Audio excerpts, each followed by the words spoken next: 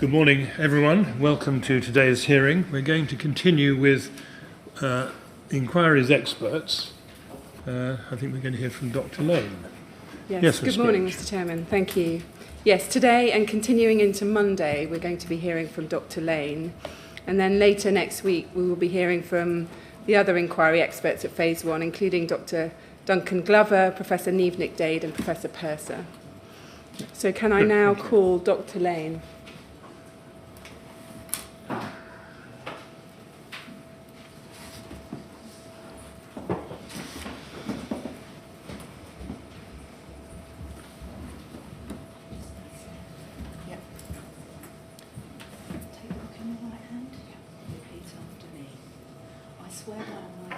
I swear by Almighty God that the evidence I shall give that the evidence I shall give shall be the truth, the whole truth, and nothing but the and nothing but the truth.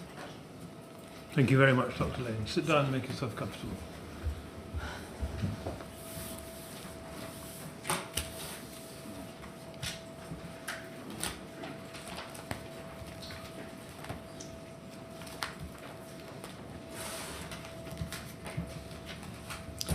Right?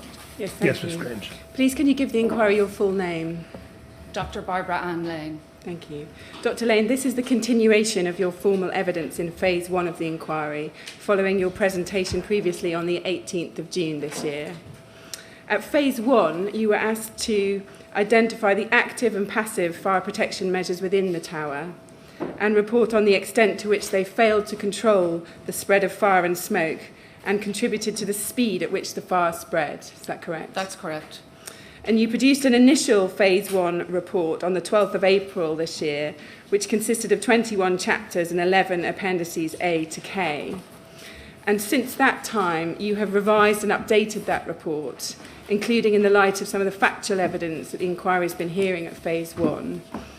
Your revised report is dated the 24th of October 2018, and the conclusions in Section 2 are dated the 5th of November 2018. Is that correct? That's correct. And it consists of 21 chapters and 15 appendices, A to O, and the references for that is BLAS 6001 through to BLAS 6036 inclusive. Is that correct? That's correct. And you've also recently produced a short corrections and addendum document dated the 19th of November 2018. That's BLAS 5037. Is that correct? That's correct. Thank you. Now, as you indicate in the declaration in section 21 of your report, you have provided it in the same way as you would have provided a report to a court. Is that right? Yes, I have. And in section 1.1 and appendix A to your report, you've outlined your background and expertise relevant to matters in this inquiry.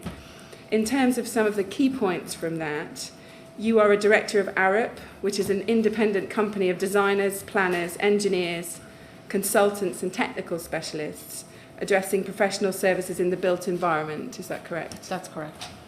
And you specialise in fire safety engineering in the built environment, and you have 20 years' experience in the construction industry in England and internationally. Yes, I have. You are a chartered fire safety engineer, having graduated from Trinity College, Dublin. Yes, I did, yeah. And I am, excuse me. Yes. You are a fellow of Arup, which is an honorary title awarded to exceptional individuals within the firm. Correct. And you are also a fellow of the Royal Academy of Engineering and the Royal Society of Edinburgh. I am. And you've been involved in a number of landmark high-rise buildings, including the following. As project director for the Shard, responsible for on-site compliance works regarding the approved fire strategy. Is that That's correct? And project director responsible for developing fire strategies in relation to a number of the Canary Wharf high-rise buildings. That's correct. And you were also the fire project director for Elizabeth House, a mixed-use high-rise development in London, including commercial, residential and retail accommodation. Yes, that was a planning project, yeah. And you were also an expert appointed to investigate the collapse of the World Trade Center 7, is that correct? That's correct. Thank you. Are the factual matters set out in your updated report true to the best of your knowledge and belief? Yes, they are. And does this updated report accurately set out your opinions on matters relevant to this inquiry? Yes, it does. Thank you. Now, in terms of the structure of my questioning, I'm going to ask you about some of the key conclusions in your Phase 1 report. In the course of that, I'm going to ask you to explain some of the aspects in which you've updated your main report in your revised Phase 1 report. Okay. I'm also going to seek to identify with you the extent to which your investigations are ongoing and some of the particular areas that you wish to investigate further at Phase 2 of the inquiry's work. Okay. In general, I'm going to try and follow the structure of your report as you have set it out and broadly in the order in which it appears. Okay. And that will mean that today we're going to focus predominantly on the external facade of the tower, Okay. including the windows, and also looking at key timing events in the progression of the fire externally. And then it's likely that day 2 of your evidence on Monday is going to focus in more detail on some of the active and passive fire safety systems inside the tower, including flat and stair doors, the fire main, and active systems, including the lifts and smoke control system. Okay. Does that make sense? Yeah. Now, a lot of the material in chapters 3 and 4 of your report, in terms of the background to the tower and the background to the legislative regime, was covered in your presentation on the 18th of June, which forms part of your evidence today. And I'm not proposing to repeat all of the detail of that today. So I want to start by looking at your overall approach to the active and passive fire safety systems. And I want to be clear at the outset how you have approached your assessment of those systems at Grenfell Tower in Phase 1 of your report. Yeah. Now, is it correct to say that throughout the vast majority of your report, you've assessed the active and passive fire safety systems against 2 key things?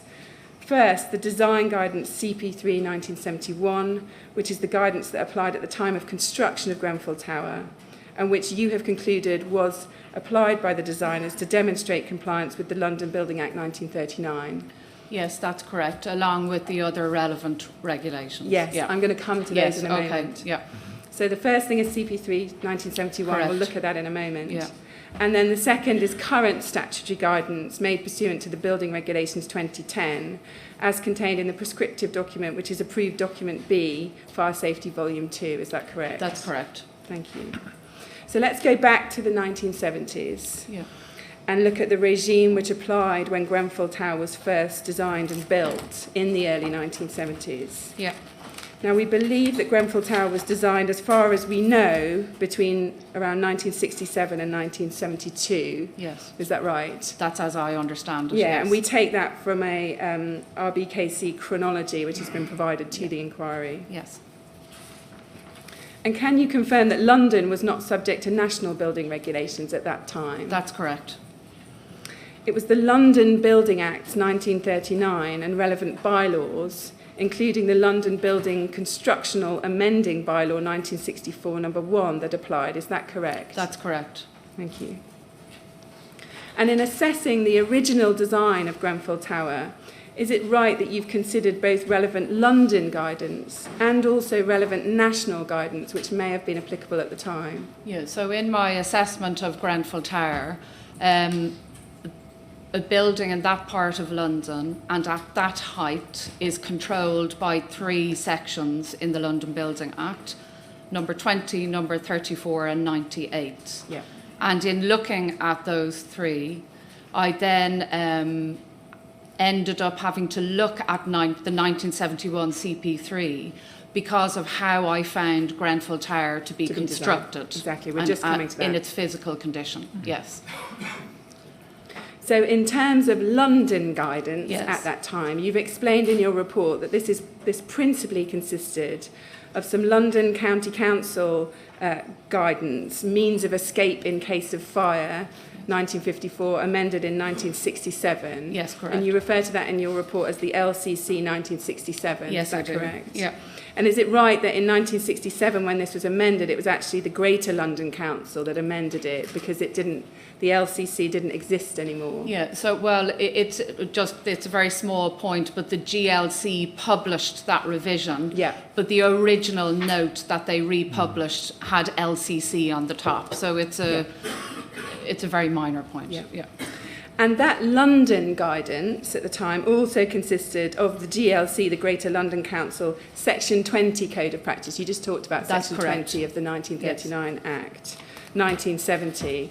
And that gave guidance relevant to Section 20 of the 1939 Act and was a code of practice for buildings of excess height or additional cubical extent. Is that Yes, correct? correct. So that's the relevant London guidance. But at the same time, you've explained that there was relevant national guidance. Is that correct? That's correct. At the time, the Public Health Act 1961 and relevant building regulations in 1965 Yes. applied nationally. Yes, Is that that's correct? correct. Now, that national guidance on fire precautions was produced in 1962 in the form of the British Standards Institution, BSI, Code of Practice CP3 1962. Is that correct? That's correct. Its long title is Chapter 4, Precautions Against Fire, Part 1, Fire Precautions in Flats and Maisonettes over 80 feet in height. Yes. So that's CP3 1962. But then that national guidance was revised in 1971 and was CP3 1971. Is that correct? That's correct. And that was called Chapter 4.1, Code of Basic Data for the Design of Buildings, Precautions Against Fire, Flats and Maisonettes in Blocks over 2 stories. Is that correct? That's correct. So you've explained in your report that this meant at the time there was an overlap in relevant guidance for firefighting provisions in a single staircase high-rise building at that time. Is that correct? That's correct. And you note that when the LCC guide was amended in 1967, the GLC actually issued a statement saying that the guidance was under revision, and pending its revision, applicants should discuss proposed schemes with the GLC. Is that right? Yeah, that's correct, from a means of escape perspective. Yeah. Yes. So in your opinion, during this period of transition, is it possible that designers could use either the London guidance, principally the LCC guide, or the national guidance, CP3 1962 or 1971? Yes, I consider that to be the case. Now, you've assessed the design of Grenfell Tower against these 3 guidance documents, and you've concluded that whilst all 3 guides permitted a residential building to be constructed with a single stair for means of escape, that both the LCC 1967 and CP3 1962 each required specific conditions to be met with a single stair, and these were not provided at Grenfell Tower. Is that correct? I'm going to take you through this in detail if that helps. Okay. They didn't all allow a single stair. But anyway, if we're going to, so I just understand. probably Yeah. being a bit pedantic. Okay, But yes, so- the question is understood. Yeah. Let's take CP3 1962. You've explained that 3 conditions were necessary to be satisfied, Yeah. and that none of these were present at Grenfell Tower. That's correct. And is it right that this is essentially because the staircase at Grenfell Tower is accessed via a central ventilated lobby, i.e. a single lobby arrangement, that you say you don't think could have complied with CP3 1962? Yeah, that's correct. It required the stair at an external surface for external ventilation. Yeah, can we just look at your summary of the reasons you give for that in your report? Let's go to your report. That's BLAS 604 at page 20. And if we can zoom in on paragraph 4.2.18 at the top. So these are the ways that you're explaining that Grenfell Tower can't comply with the guidance in CP3 1962. Is that correct? Yes, that's correct. Yeah. So if we just take each, so what you're saying is section 208, Yeah. part C1, the ventilated lobby is not a balcony. Yeah, because the concept was even if you had a single central stair, you had to still have an alternative access point to that stair by means of a balcony, and that is not at Grenfell Tower. Yeah. And then the second point is that Grenfell Tower, the ventilated lobby, doesn't adjoin an external wall in which there's a permanent opening of not less than 15 square That's feet. correct. And the third point is that the ventilated lobby does not communicate with the staircase through a smokestop door off a balcony or ventilated lobby adjoining an external wall. in which there's a permanent opening of not less than 15 square feet. That's correct. So those three things are Yeah. telling you that you don't think it's CP3 1962. Yeah, those three things tell me absolutely that the 1962 version was not used. Yeah. Whereas you say that CP3 1971, the later revised guidance, permitted a single stairway and with a cross-ventilated single lobby. Is that correct? That's correct. And you say that, if we stick with this page, just further down on 4.2.21, you can zoom in on that. So there you say that CP3 1971 permitted blocks of flats and maisonettes to be provided with a single stairway for means of escape through a stage 2 escape route, corridor or lobby, where that escape route was provided with cross-ventilation and no fire risks in the corridor. Yeah, Is that correct? That's correct. So a single internal staircase with an internal lobby, so nothing is connected to an outer wall. Yes, which is Yeah. what we see in this core at Grenfell Exactly, Tower. so it's all internal. That's the really important point. It's all inside the tower. And then there's also the limit on how far you can walk to reach that internal exit. So, and that's the second point. For such stage 2 escape routes, travel distances of up to 15 metres are permitted between the flat entrance door and the staircase entrance door. That's Is correct. That correct? Thank you. It's probably worth pointing out that Yes. that distance is also unique to CP3 1971, so it's another indicator, if you will. Yeah? Yes. And it's on that basis, because we don't know for sure, do we? But you've deduced, looking at this, Yeah. because we haven't seen a kind of definitive document that says it Exactly. was designed to CP371, but you've looked at the design and you think that that's the key indicator that suggests that it was CP371. Yeah, that's correct. I have no paperwork where anything is said either way. So by a process of elimination and looking at the building as it exists, that's how I've derived CP3 1971 for means of escape. Yes, thank you. And do you think it might have been likely that CP3 1971 would have been available to designers prior to it being first published in 1971? Do you think it's possible that the design guidance may have been circulating and therefore be able to be used in the design of Grenfell Tower earlier? Yeah, so obviously I wasn't around, but I think actually if you look at the 1962 guide, it actually lists out all the people on the committee. And you'll see that some very senior people from the statutory bodies in London sat on that committee. So I'm going to use the word, I can only imagine, therefore, that in London at that time, it was clear there was work being done to the 1962 version. And there was a lot of work going on to bring this kind of state-of-the-art guidance into the public domain. So I have to assume it was understood, known about and discussed at the time, but I don't have any paperwork that Yes. tells me either way. Yes, that's But based on my own professional experience now and over the last 20 years, those British standards, those codes of practice tend to be in circulation for some time before the formal publication date.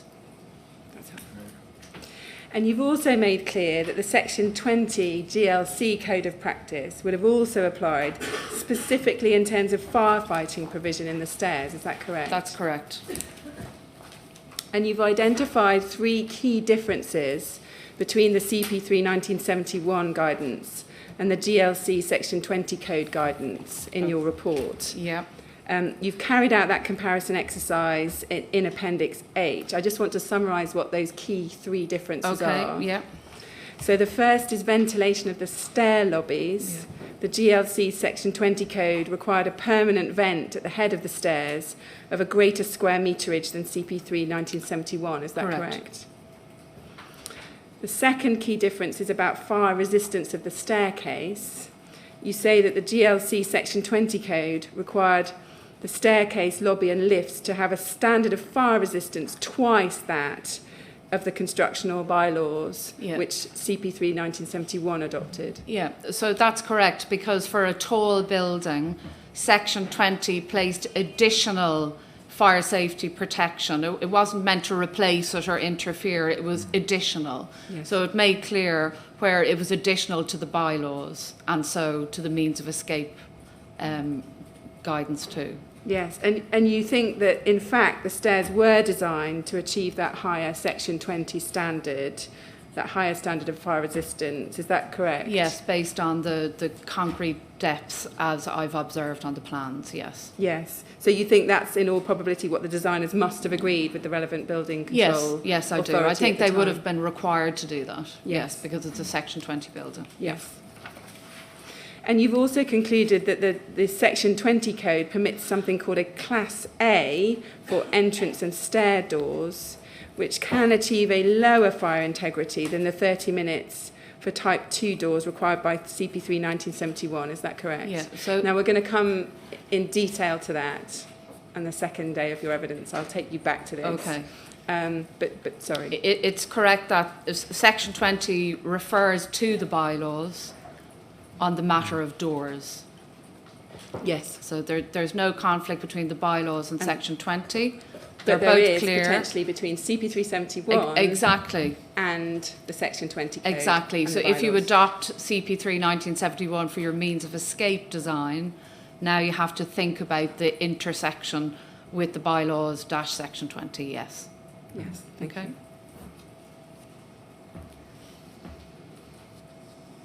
So I think what you're saying is we could have had a situation where different codes applied to different bits of the building here. I mean, predominantly you think it's CP3 1971, but there's a Section 20 element as well. Yeah, I think Section 20 and the bylaws are very complementary, but the means of escape, which was dealt with by the CP3 guidance, that's where I'll just say intersection is for now. So when we Yeah. talk about doors later, I can We'll come back explain to that some Great. better. Yeah. So that's 1970 Yeah. when Grenfell Tower was built. So Yeah. that's why you predominantly looked at CP3 1971. That's correct.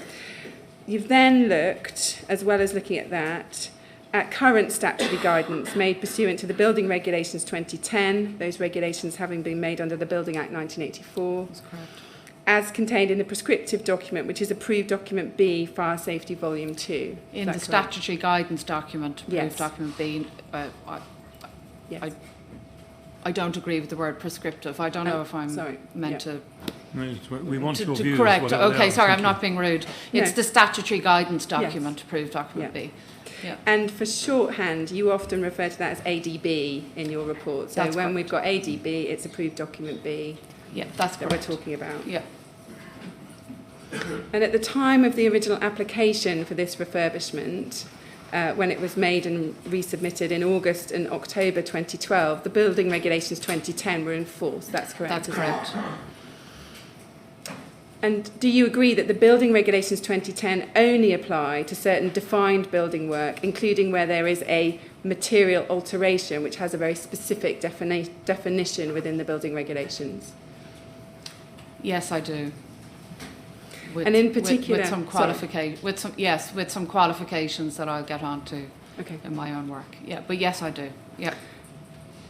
In particular, there's a non-worsening principle, which means that the work should be no more unsatisfactory in relation to certain requirements in Schedule 1 to the Building Regulations than before the work was carried out. Is that right? Yeah, that's correct. If you do work on an existing building, you have a duty to understand if the existing building is compliant or not, and then your new works retains its status. So if it is compliant when you start, your work should make that no worse. If it's not compliant when you start, your works cannot make it any more unsatisfactory, is the word. Yeah. And that's a point that you have expressly referred to in a number of places in your Yes, I report in have. the early stages. And in Section 3, you've expressly stated that you will investigate if the non-compliances which you've currently identified resulted in the building being less satisfactory than it was before the work was carried out at phase 2 of your work. Is That's that right? correct. That's correct. And is it right that at this stage what you've done is look at each separate aspect of Grenfell Tower in terms of the active and passive fire safety systems? And you've analysed compliance looking at each in isolation? Exactly. I've looked at each active and passive measure on its own as a separate entity, and I've not carried out any overall assessment of the intrinsic risk that may or may not have remained in the building when those works were completed. Yes, that's clear. Thank you. You've also recognised in your report, and this is expressly there, that there may be alternative routes to compliance with the building regulations as are permitted under, for example, paragraph 0.21 of ADB. That's correct. The statutory guidance document makes clear that alternative routes to compliance are also satisfactory. And is it your intention to investigate what, if any, alternative compliance approaches were in fact adopted at phase 2? Yeah, I've been aware of that concept throughout my work for phase 1, and in phase 2 I will be very explicit. There's a lot more work to be done about where I think something was either deliberately or I'd say accidentally put forward as an alternative compliance route. Yeah. And you've also not considered industry practice at this stage at phase 1, is that correct? Yeah, that's correct. And when I wrote that, I was thinking mostly about the cladding because of various publications that occurred in the years before and during the primary refurbishment. And I will deal with that as part of the culture of compliance work I intend to do in phase 2. And is it right that you will be giving a final view on compliance of the building works carried out over time at Grenfell Tower with the applicable regime in your phase 2 report? That's correct. Now, just pausing there, and overall, can you explain why at this first stage of your work you've looked at effectively the design guidance at the time of construction, CP3 1971, and the current design guidance in ADB, the statutory design guidance in that document? Yeah, I was trying to be very transparent, so not trying to impose, say, standards now on something that may or may not have been worked on during, say, particularly the primary refurbishment. So I wanted to be very clear about then and now, as clear as possible. I thought it was fairer, and that's why I took that approach for now. Once I enter into the domain of comparing compliance and non-compliance and contemplating material alteration or not, it becomes complex and judgment will also be required. So for now, I wanted to keep it factual and separate and keep that until we get into other matters. Thank you. I want to move on now, and I want to start substantively, really, by looking at the composition of the external envelope at Grenfell Tower. Now, both you and Professor Bisbee spent a considerable amount of time in your oral presentations back in June explaining how the exterior of Grenfell Tower was configured, both before and after the major refurbishment works. Yeah, we're not going to repeat all the detail of that here. Yeah. In addressing the external envelope today, I want to concentrate on the extent to which the exterior of the building was able to resist the spread of fire, and what features of that exterior envelope you think were the most significant in terms of the events of the 14th of June. Mr. Chairman, I'm going to give a trigger warning now, Right. because later in this section we are going to be looking at some photographs of the burnt out tower, including some photographs of windows before and after the fire, which some may find distressing. Much later this morning, it will be after the break, we'll also look, and it may even be this afternoon, at the flame spread, one of the flame spread videos. So I just give that warning now in case anyone wishes to take any. Well, are we going to get to those very soon?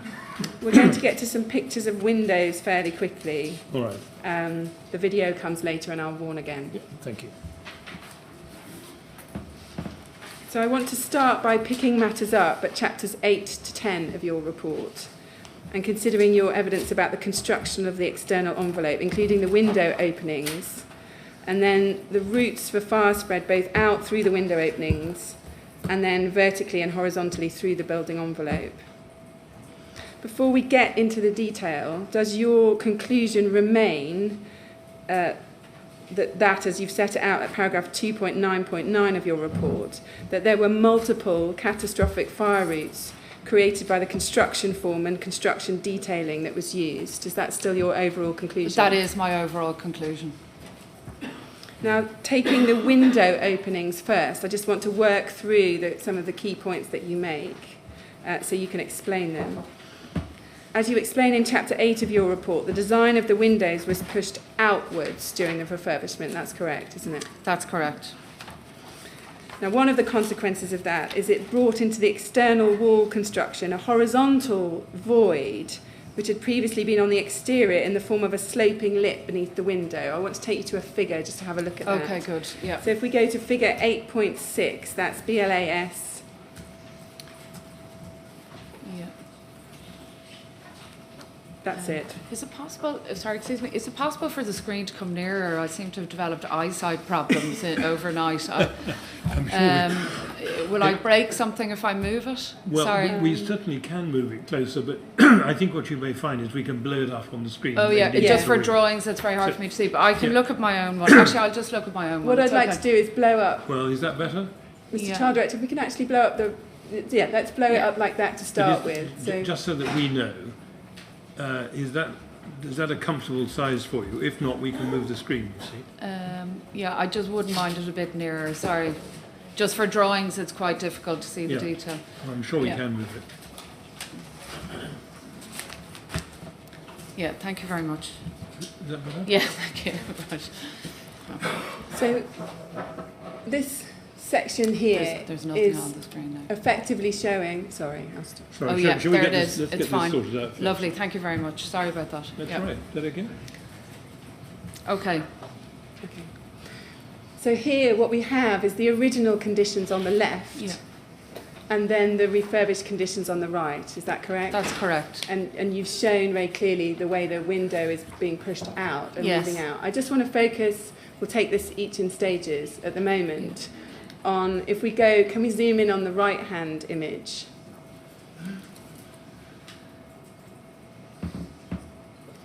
And I'm looking at the bottom of the window, the little lip, and you've highlighted Yeah, in yellow and hatched black, a little Yeah. space there. that's correct. And that's a horizontal void, and that's because of the original cutaway of the concrete Exactly. in the original design of Grenfell Tower. So when the windows go out, that suddenly becomes a horizontal void. Yeah, Is that correct? that's correct.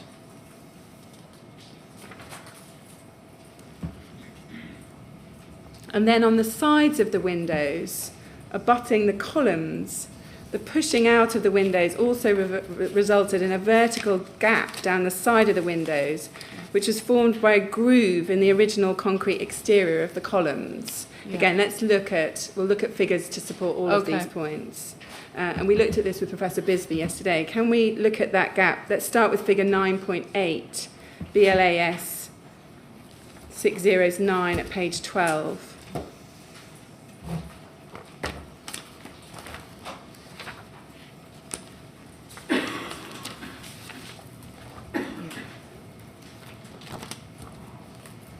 And if we can blow up figure 9.8. Yeah. And is it right that what we see there, so the original concrete columns had these little cutaways to Yeah. them in these kind of, I think you called them kind of biscuits to start with. Yeah, so there's little grooves there, and then there's a larger groove between the old spandrel, the existing spandrel, and the column here marked in red.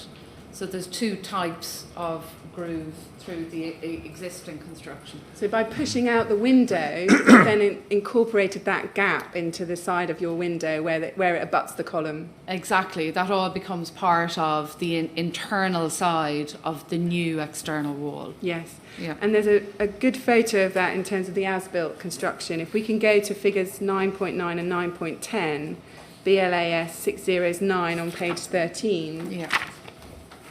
Perhaps if we can focus to start with on figure. Do you want to focus in? Can you see it clearly enough Yeah, on that? that's fine. Yes. So in So- the top photo, Yeah. we can see that gap very clearly down Yeah. the side of the window. Is that So correct? you're looking downwards. And which is the inside and which is the outside? Oh, sorry. So there's the window. There's the membrane, and this is the inside here. Yes. Just everything's been stripped away Yes. in this particular photo. Yeah. And you can see the groove going down between the two pieces of concrete there. And if we can look at the bottom figure, figure 9.10, Yeah.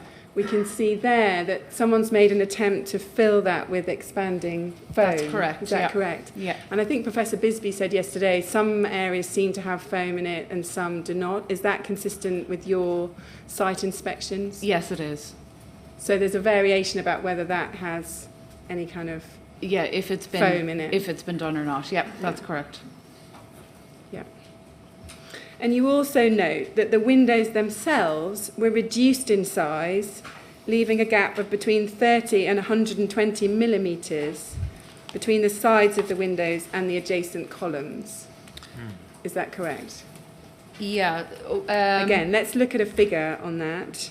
So let's go to figure 8.15, BLAS 608, page 17.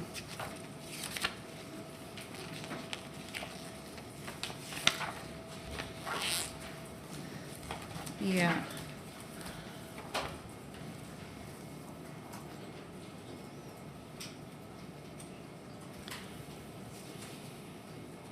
If we can go to the photograph, the top left photograph, and zoom in on that photograph. Yeah. Okay, I think this is quite an important point. So the drawings, the Harley drawing, and we can maybe show that later, had a little note on it saying that those works, the window works, needed to take into account that because the columns weren't perfectly plumb, there was a variation, you call it. So anything between 30, I think, well, I can't remember the exact numbers on You the say drawing now, 30, so I'm a bit nervous. So it was 30 to, I think it was 120 on the drawing. I would just need to look at it. And so it meant that there isn't a fixed width that's been designed. It changes as a function of the conditions one would find in that flat. And on site, I measured that in different places as either 20 or anything up to 130 millimetres. And that's a very important to understand about that column condition, that depending on where you are in the building, the window either had to be close or had to be up to 130 millimetres away from that column. So as you understand it, it was an inevitable part of the design was that the window, there should be a gap because the windows were narrower than the space available to put them in. So the windows being narrower is one point, but this is to do with, it's called construction tolerances. So something isn't absolutely perfect on site. You have to move things. It's meant to be a very slight movement.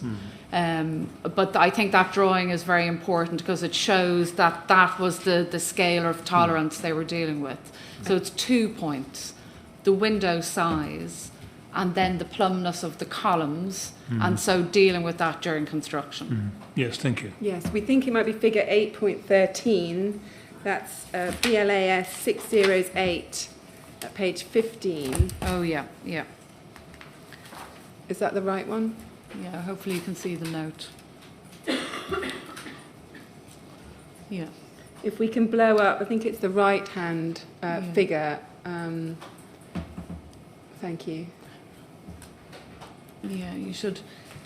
It's slightly cut off here, but if you look at 35, the number 35 here, there's a little arrow over to a note. It's hidden here.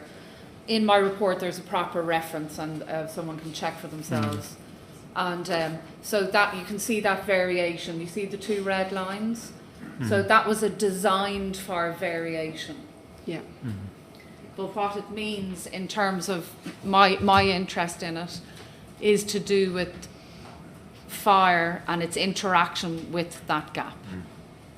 Thank you. That's helpful. Now that gap was filled with a number of materials. Yeah. Is that correct? That's correct. It's filled with an EDPM rubber membrane. And that was, is it right that was bonded to the window frame and to the face of the concrete column on site? Yeah. I don't know how it was bonded, but it should be bonded and it forms a membrane and fills the gap, yes. And in your view, is that material particularly prone to promoting flame spread? Particularly prone. I would just say it's combustible, Yeah. if that's okay. Yeah. It's made of rubber. Yes. I don't know what you mean by particularly prone in the Sorry. sorry, I'm probably getting really pedantic now. No, The no. context of what? So it's combustible. Yeah. Thank you. Since we're being pedantic, when you Yes. say the film, when you're asked to agree that the film fills the gap, would it be more accurate to say it covers the gap? Yes, exactly. So it to me it covers over. Yeah. It's like putting a piece of paper over something. Yeah. You just cover it over like wallpaper, and they must have bonded it somehow. And it's a damp-proof membrane, is it? Yeah, Supposed to it's- stop damp getting into the windows? Exactly. It's meant to stop that kind of ingress. Yes. Yeah. You've said in section 10.3.11 of your report that it's a combustible synthetic rubber material that ignites between 180 degrees C and 378 degrees C. Yeah. Can we just have a look at that? Yeah. That's BLAS 5010 at page 11.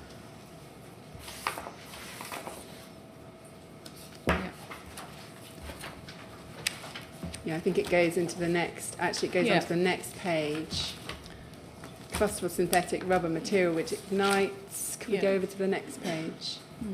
Sorry, that's my... Yeah. And like all materials, it's changing state before ignition. It isn't in a cold state and then it ignites. It's Yeah. changing states. Yeah. Okay. Yeah.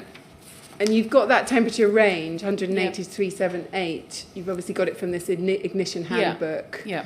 That's quite a big range. I mean, do we know any more about that material at this stage? No, that's not something I have gone into detail Yeah. on. For my own work, I'm just interested in if something is combustible or not. Yes. Other experts are getting into the absolute fine detail, millimetre by millimetre, degree by degree, Yes. on what all those materials do. Yes, thank you. And is it right, therefore, that the EDPM membrane led directly into the column cladding cavity and onto the insulation that was behind the rain screen panels on the column? Again, we're going to look at some figures on that. Yeah, exactly. So in behind the UPVC reveal, so the covering, you have the old window reveal covering.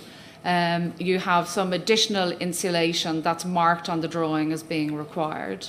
And then you also then have the EPDM. And I wonder if we could like even go back to say figure 9.9 or just look at the side of the window, Yeah. or even figure 8.13 where all the materials are marked up.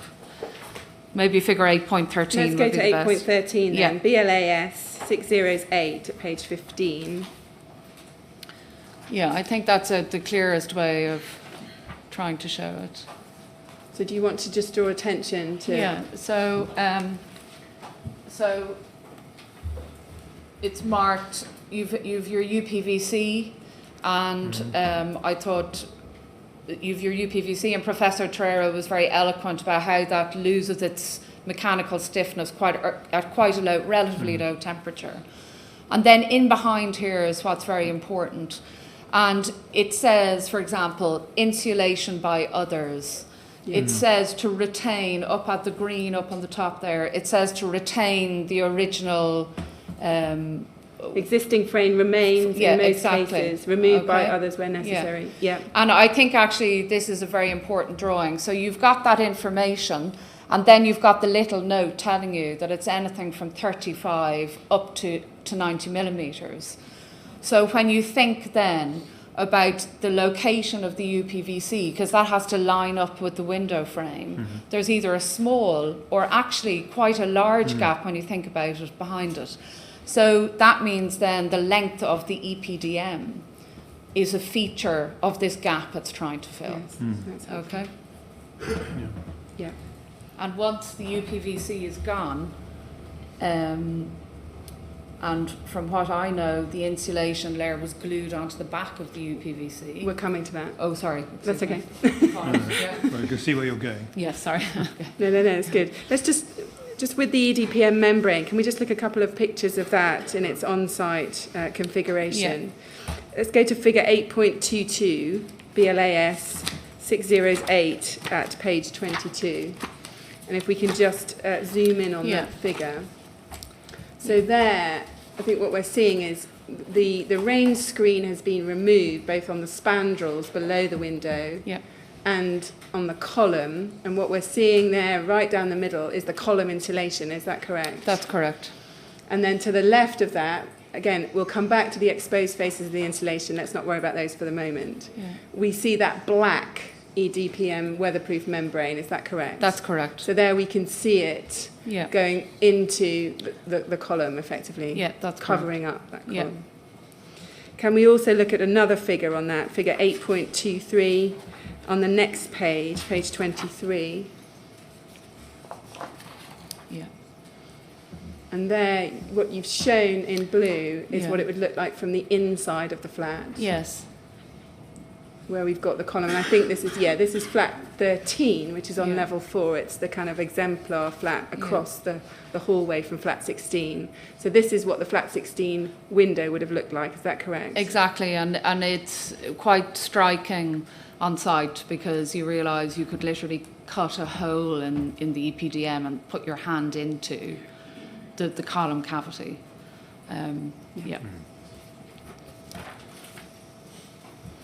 Now, you touched on it a moment ago. That gap on both sides of the window, behind the UPVC, and this is both at the head and base of the window and down the sides, was insulated. Yes. We found 2 products on site, is that right? It's either Celotex TB4000 or Kingspan Thermopitch TP10, is that correct? Yes, that's correct. Again, can we just see a picture of that? That's BLAS 608, at page 19. Figure 8.18, if we can zoom in on that. So again, here, is it right we can see the UPVC has deformed and melted and flopped over? Yes. And then above that, you're drawing attention in the orange bubble to the combustible insulation, is that correct? Yeah, I'm drawing attention to the red logo. And that's Celotex. It appears to be. TB4000, is that correct? It's a red, just to be absolutely precise, it's a red logo, and at that thickness seems to be the TB4000. And it's 25 millimetres, is that correct? Yeah.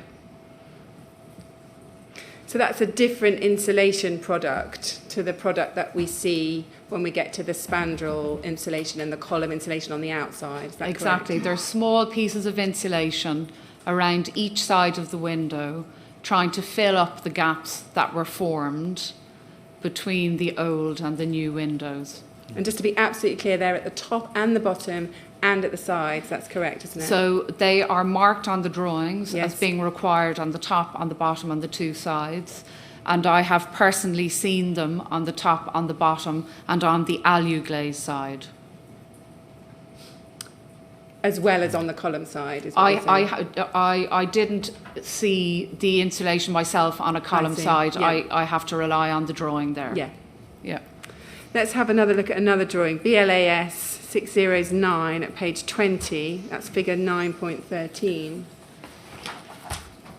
So that's, again, another picture where we can see it on the left, the insulation that you're talking about behind the UPVC. Yeah.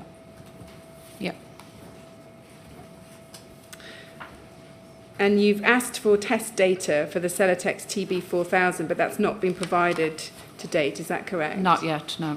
Thank you.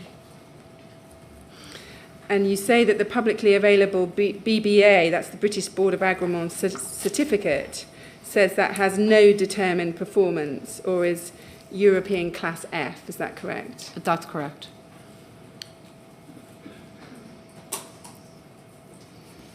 Whereas that should have been of limited combustibility. Is that correct? That's a complex question, sorry, because it's window insulation. Yeah.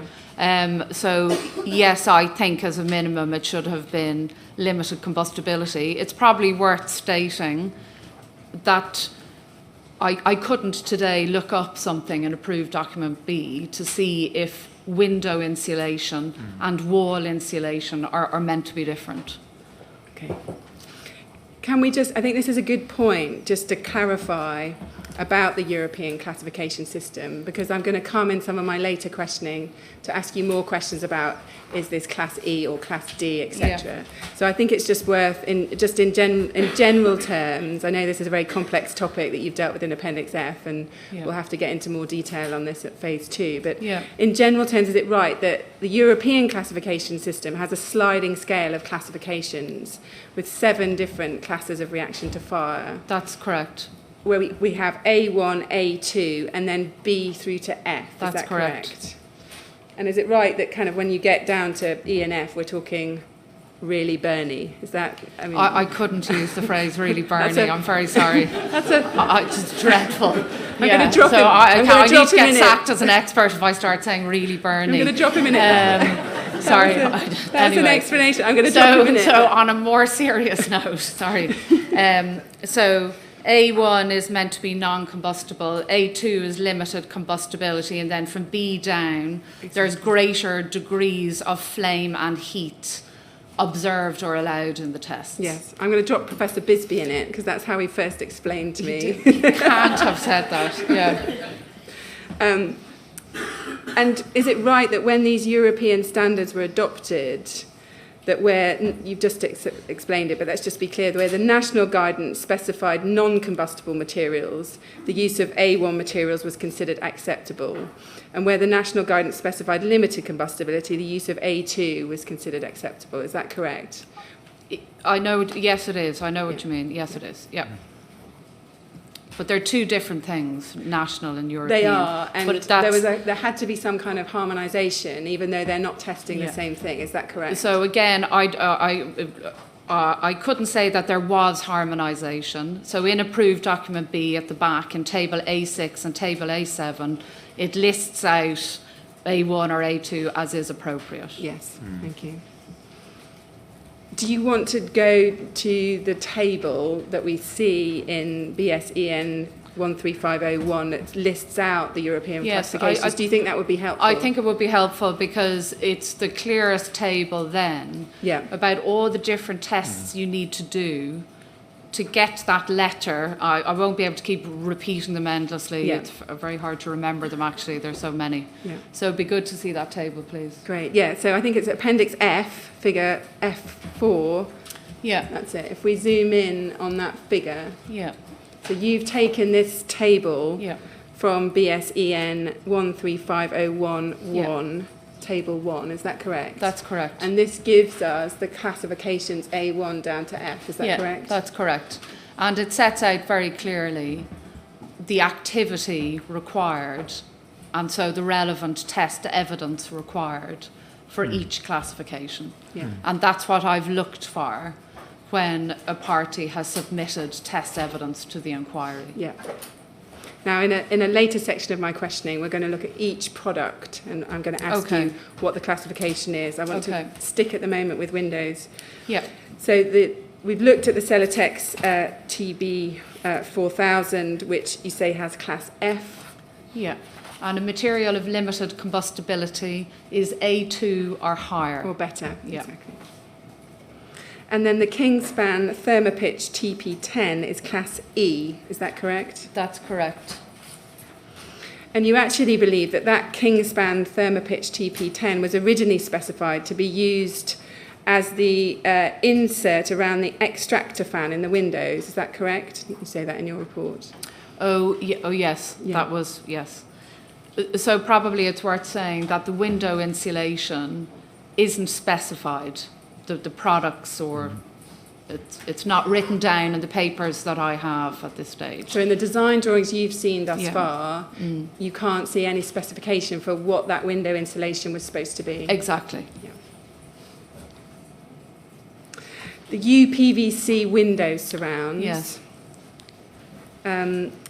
We've discussed those a lot this week, but can we just look at a picture? Go to BLAS 608 at page 16.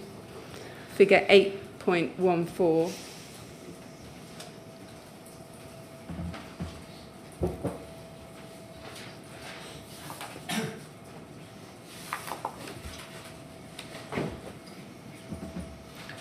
figure 8.1? Oh, 8.14. yeah.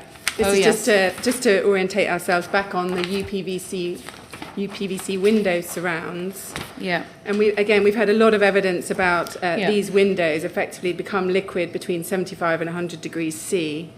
And you also make the point they release toxic hydrogen chloride I gas. think they deform. I think Yeah, not Yes. it isn't a liquid. Sorry, Yeah. yeah. No, understood. Yeah. They I change would take- state. Yeah. Yeah, they could Yeah. change state, Yeah. exactly. And for example, Professor Bisbee's presentation earlier on in June, he said the typical day-to-day upper surface temperature limits for them are about in the range of 50 degrees Celsius, and its melting temperature is between 75 and 105 degrees Celsius. That's correct. That's consistent with, I think, what the figures in your report. Exactly. Yeah. Now, from a fire engineering perspective, given their low melting temperatures, do you have a view about the choice to use UPVC around the window surround? Is that something you feel you can express an opinion on at this stage? From a fire engineering perspective? Yes. Is there anything particular you want to draw attention to in terms of the use of UPVC in the window surrounds? Okay, well, I suppose I wouldn't... I suppose for me, I wouldn't be, if I was asked to look at a drawing, say, on another building, I wouldn't be particularly cognizant about the UPVC. It would be more about what's going on behind it. Which we're coming to. Yeah. Yeah. And just to be clear, in the event, the UPVC was glued to the insulation behind. That's Yeah. correct, isn't it? Yes, it appears to be the case. I have some photos in my report showing the glue line. Yeah, there's a good one in Professor Torrero's report. Perhaps we can just go to that. That's figure 55, JTOS, page 42. And he drew attention to the squiggle of glue along the side. Is that correct? Yes, it appears to be, yeah. Did you see in any of your investigations, any mechanical fixings ever? No, I didn't see with the any UPVC? mechanical fixings, yeah. Do you think that the presence of mechanical fixings could have potentially had an impact on the propensity of that UPVC to come away, fall away, deform? Would mechanical fixings have potentially made a difference? Yeah, I think it's for any of those materials, UPVC or say composite panels too, when they're free, free to move or just fixed very lightly, when this, they're losing their structural stiffness and they're changing state, I think that they can fall away or, move more when they're not mechanically fixed. Yeah. I think Appendix F and Approved Document B provide some very interesting information about the impact of mechanically fixing. It's in the context of a panel, but I think it's relevant to UPVC because it changes state like that as well. Yeah. You've also identified the fact, and again you touched on this earlier, that the original window surrounds, which were not removed, contained other combustible materials. Yeah. Let's just list those. So we had the original wooden sills and the internal wood lining. They remained in place. They Is that seem correct? to have been left there, yes. Yeah. Can we just have a quick look at that? That's BLAS 608, page 24, figure 8.25. So in the bottom figure, Oh, we yes. see a good illustration of that. Is that what we see, the wooden frames? So that's the supporting frame. Here, so here and here, they're the supporting frame. And in other places, the actual timbers for the sill and the reveals are also present. So just in this particular photo, it's just the supports for the sill and the supports for the reveal, the old wooden lining. Yes. And I have photos in Appendix C where you can see both. Yes. Yep. And then, it's good to just always refer back to this drawing in my report, figure 8.11, where it's drawn on that the sills, the reveals and the supporting frame are to be left. Do you want to bring that up? No, it's okay, just to make that point. Yeah. And then we also had something you identified as pearl board above and below the windows. Is that correct? Yeah. And is it right that that's a layer of plasterboard with a combustible backing? So it's a kind of double layer product, yes? That's correct. Let's have a look at that. If we look at BLAS 608 at page 16, figure 8.14.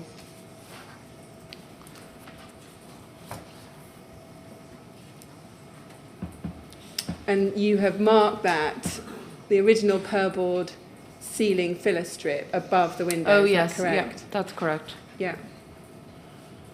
And you say in your report that this is a combustible material with an ignition temperature of 271 degrees. Is Yes, that correct? in pure form, Yeah. yeah. And just to clarify, you also say there's purlboard underneath the window here. That's is that correct? Yeah. And is that in a kind of a larger quantity there under the Yeah, window? it's like a lining underneath the window. Yeah. All the way along. Yes, so it's much larger underneath. It's a traditional form of insulating a room. Yeah.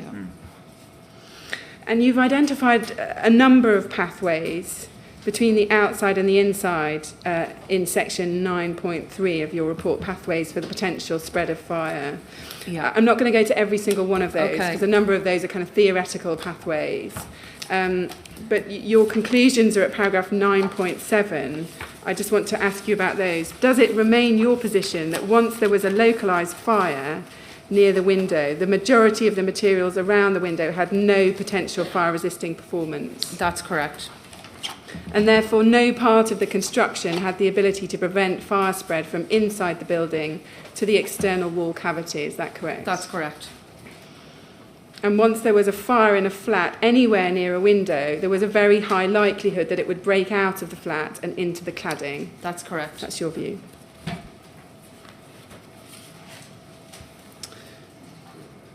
Mr. Chairman, I'm going to go to another topic now, which is about cavity barriers around the windows, and I want to spend a little bit of time on that. So I wonder whether, I know people have been asking if we could have slightly more frequent breaks, and I think I have the time to accommodate that. So it would now be an appropriate moment for a 10-minute break. I think it probably would. You'd probably welcome a break, wouldn't you? I would love a little tiny break. Yes. Well, we'll have a break now. I'm going to say 11:15. It's slightly longer than 10 minutes, but it's easier to work to a figure on the clock. I'm going to ask you please not to talk to anyone about your evidence when you're out of the room. And if you go with the usher, we'll be back at 11:15. All right? Thanks so much.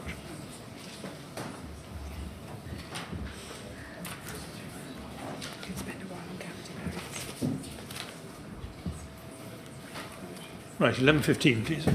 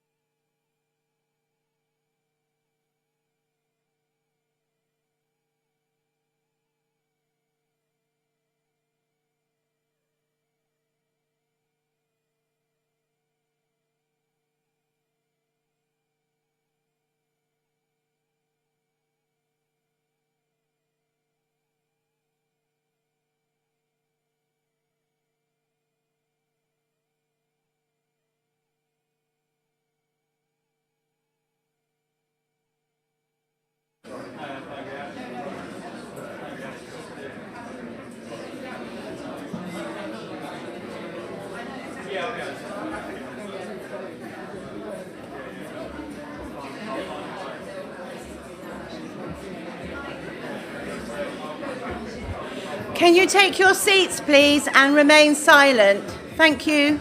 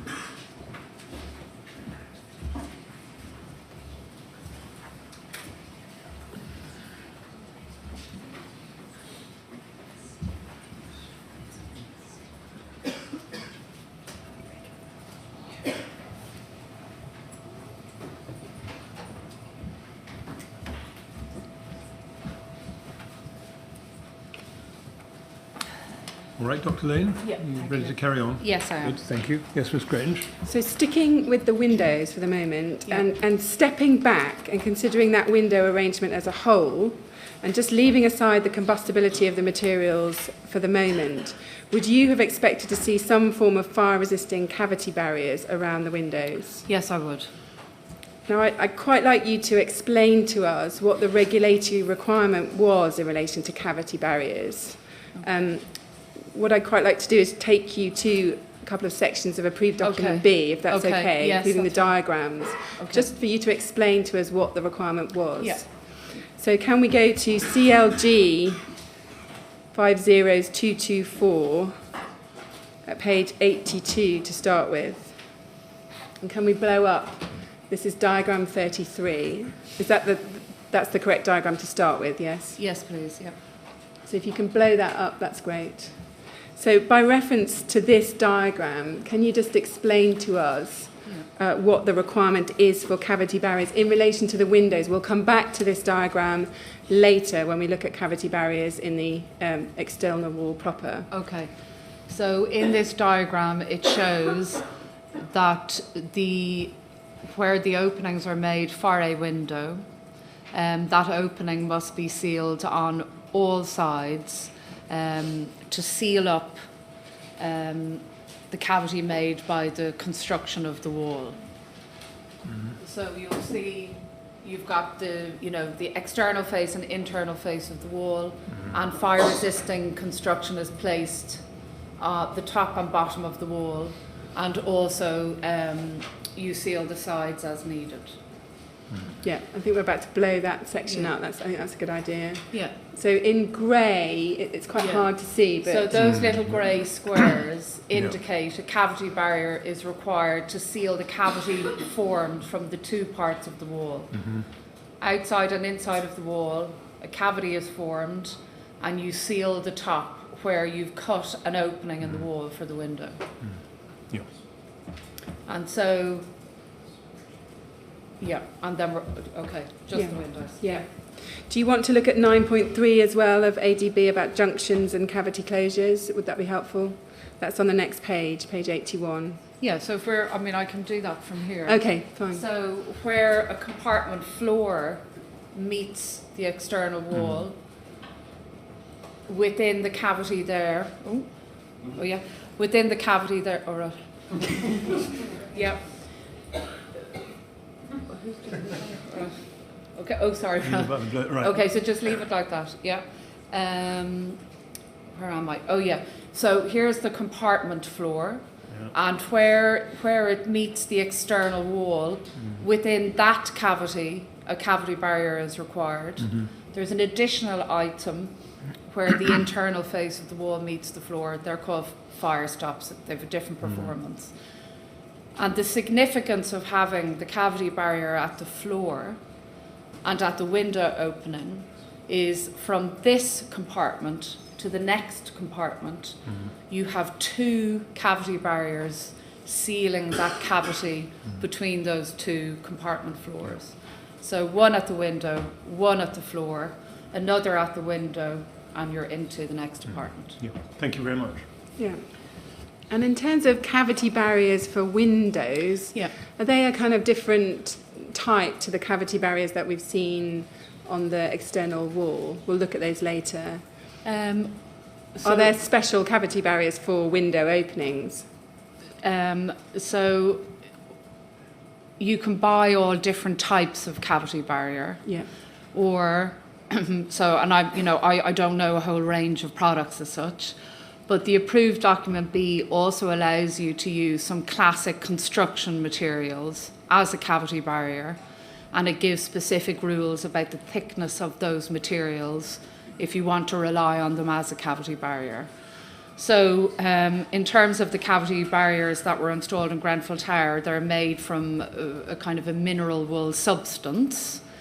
So once you could use that substance at a thickness to give you the performance, and the performance at a window is 30 minutes fire resistance integrity and 15 minutes insulation. So it's about the material type and its thickness and how you install it, and depending on the product supplier, they will have specific detailing requirements. You just referred then to 30 minutes fire resistance integrity Yeah. and 15 minutes insulation. Yeah. Can you just, in very simple terms for us, just explain what the difference Okay. is? So integrity is to try and stop, fire and smoke, kind of blocking it, so blocking the products. And insulation is about trying to stop the heat on the other side of a substance. So you're blocking smoke and flame, and you're trying to insulate it, so if there was something above, it's not getting too hot also, because obviously even if the products get blocked, you still have heat transfer all the time upwards. So it sounds from your evidence that there might have been a number of different options that could have been available to provide for those cavity barriers around the window openings. In a window opening. In any window opening. There's In any different- window opening there is. Yeah. And just to be clear, you found no cavity barriers at the windows when you did your site inspection, is that correct? That's correct. And in this location, as shown on the statutory guidance document, could they have inhibited the spread to the exterior by providing a barrier between the UPVC windows and the combustible components of the cladding system?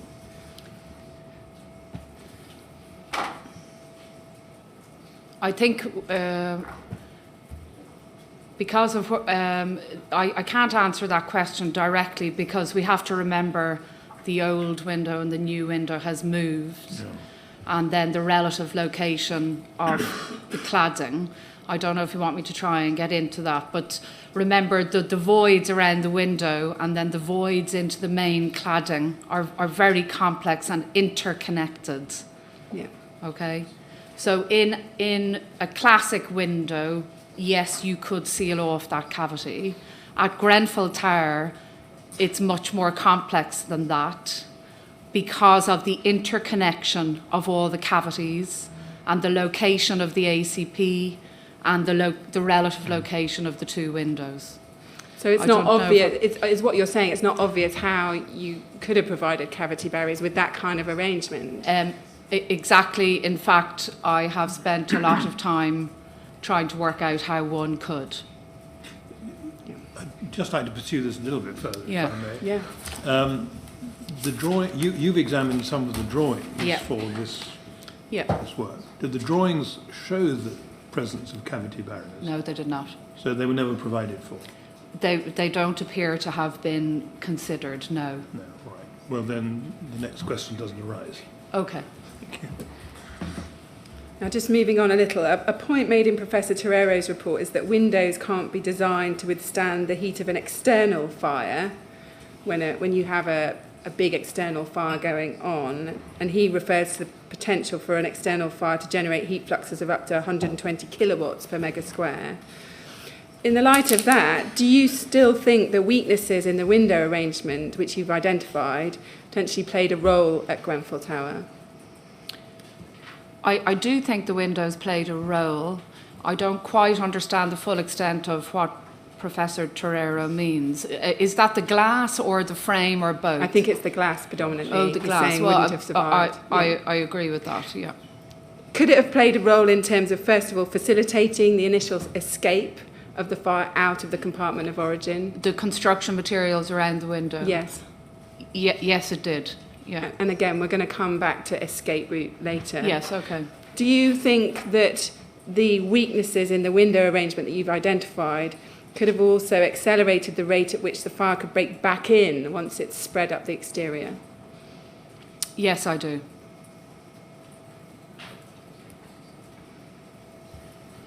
And is that whether or not you're looking at vertical fire spread, or you're looking at kind of downwards fire spread, melting and dripping of materials, setting fire to subsequent fires? Yeah. Do you think those weaknesses would have played a role in both scenarios? Yeah, so because of the voids around the window and how those voids then connected into the larger cavities, and all the materials in those two parts, the small cavities and the much larger main cavities, yes, there was an easy route either above, you know, on the spandrels above the window, on the columns beside the window, and also on the insulation core panel side of the windows also, where the alu-glazed panels were installed. So it's about materials and just that interconnectedness of all the cavities. Yeah. And do you think these weaknesses, I just touched on it, might be even more important when you're looking at maybe fires on ledges that have broken back down, and then smaller fires are generated from melting and dripping products above, and then it hits on the window ledges? We saw that in Professor Bisbee's evidence. Do you think potentially then the weaknesses in the window arrangement are relevant? Yeah, so it's a heat transfer route, isn't it? It's a route for if there's a little fire pooling on, do you mean on an ACP panel? Exactly. Outside the window? Yes. So if you have some kind of localized condition on the panel there, remember, as I've said, the cavity in behind there is connected into the cavity in the window, and you've got combustible materials around the window. Yeah. Yeah. I just want to ask you a few questions about spray foam. Professor Bisbee has identified the use of spray foam to seal gaps around the windows to provide a final airtight seal. Yeah. He thinks that might be potentially significant regarding the ingress of fire and smoke around the windows. Your photos, and we can look at them, demonstrate fire entry at windows. Do you have any views about the extent to which that process would have been exacerbated by spray foam around the windows? So I assume he considers the spray foam used to be one of the many combustible spray foams. I don't think it exacerbated the situation, in the sense I think there were plenty of other combustible materials there, and that's just one more. I mean, if you wanted me to give a view, I'd kind of want to quantify all the relative quantities. I can do that for next week, but I don't see that as I wouldn't call it a dominant parameter in the context of heat transfer or flame progression through the construction around the window. Yeah, thank you.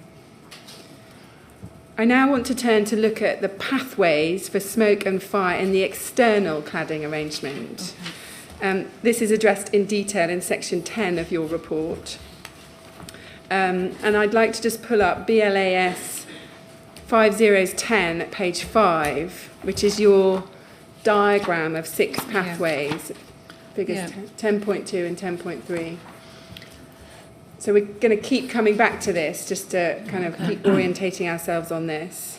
So here you have, I think, 5 different pathways, and then in 10.3 we'll see a pathway F, which we'll come to last around the crown. Yeah. So let's start with pathway A, which you have as vertical spread, both up and down the height of the columns. Yeah. Now, you say in sections 10.3.1 to 10.3.24 of your report that the columns contained a number of combustible materials, including PIR, insulation. There was the core of the aluminium composite panel. And then obviously we have the EDPM rubber-proof membrane down the sides. Yep. You've drawn attention to the fact that they were ventilated because of gaps between the cladding panels designed to permit ventilation of the cavity. Is that correct? That's correct. That's in the column, yes? What's in the You're talking about the gap in the gaps column. in the panels attached to the column. Yeah. Yeah. And you say that once ignited, the natural flow of air into the cavity, driven by the rising hot air, would provide a continuous source of oxygen fueling the fire. Is that correct? Yes. So you're saying the fact they're ventilated columns is important. Is that right? Yes, so exactly, to try and, there's been an awful lot of discussion in the last few days about the combustion process. So you need the right quantity of fuel, air and heat. So to have a good combustion process that also supports flaming. So clearly the gaps in the panels and the other means for air to enter that environment provided an adequate air supply, because we observed perfectly effective combustion and flaming combustion. Yeah. And is it right that in your assessment that these columns were the principal route for vertical flame spread? Is that your assessment? The principal route, yes, in the beginning. Yes, yeah. Correct. I think you say that paragraph 5.5.2. Yeah. And do you agree with Professor Bisbee that flames elongate up to 5 to 10 times their expected length in a concealed space? Is that kind of recognised? I agree that they elongate in a concealed space, yes. Yeah. And you've indicated that there were gaps of around 139 millimetres in depth between the face of the Rainabond panels and the outer face of the insulation over the columns. Yes, yeah. Is that based on your site observations and measurements? Yeah, so I did some measurements, yes. But I've been thinking about this again because of this little detail on the drawing where there's that movement all the time. So there must have been other locations if you think about geometry when it was bigger or smaller. Yeah, so the cavity... Physically in the building when it was completed, when the works were completed. So you're saying that the cavity may have varied up the columns? It should have, yeah. If you think about this variation that was needed beside the window all the time. Yeah. So then the column panels had to connect into the spandrel, so there must be some change occasionally. Yeah. And then we also have vertical cladding rails, the full height of the building. Is that correct? That's correct. And we have these cladding rails at the tips and also at the edges of the columns, these unbroken pathways. That's correct. And again, do you think those are significant? Do I think they're significant? In terms of vertical flame spread, or the potential for vertical flame spread? For me, it's the material in the panel is the significant feature. The channels form a void, it's like one big long void, and they broke the cavity barriers too, but the cavity barriers are impacted by the material in the panel as well. So yeah. I couldn't say that I thought the channels were very significant or again a governing parameter in terms of the vertical spread of flame. I'll say it's one more thing rather than the most dominant thing, if that's okay. Yeah. Yeah. And just to be clear, in terms of the vertical channels that were there, you have one at the column tip, is that correct? We saw that yesterday in some of Professor Bisbee's drawings. Yeah. But then also down the side, where you've got the line D, is it right that there's potentially a cladding rail with a panel coming into it on either side, and you sometimes have rails up the sides of those columns that could have also provided a vertical route? Well, on the corner columns, the condition is different.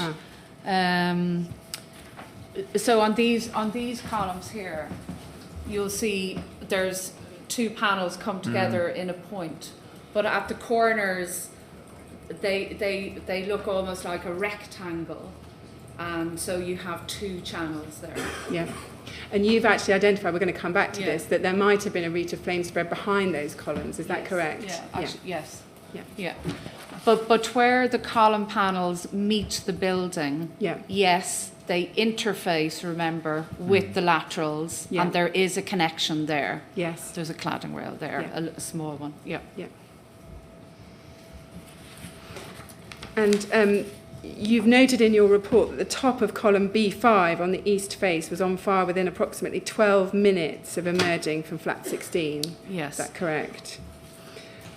And you've also noted the ability of fire to spread both up and down the columns. Yes. Can we just look at that? So let's look at figure 10.9 Yes. of your report. That's BLAS Yeah.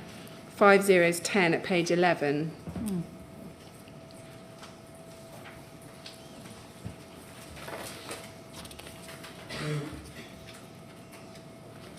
Yeah.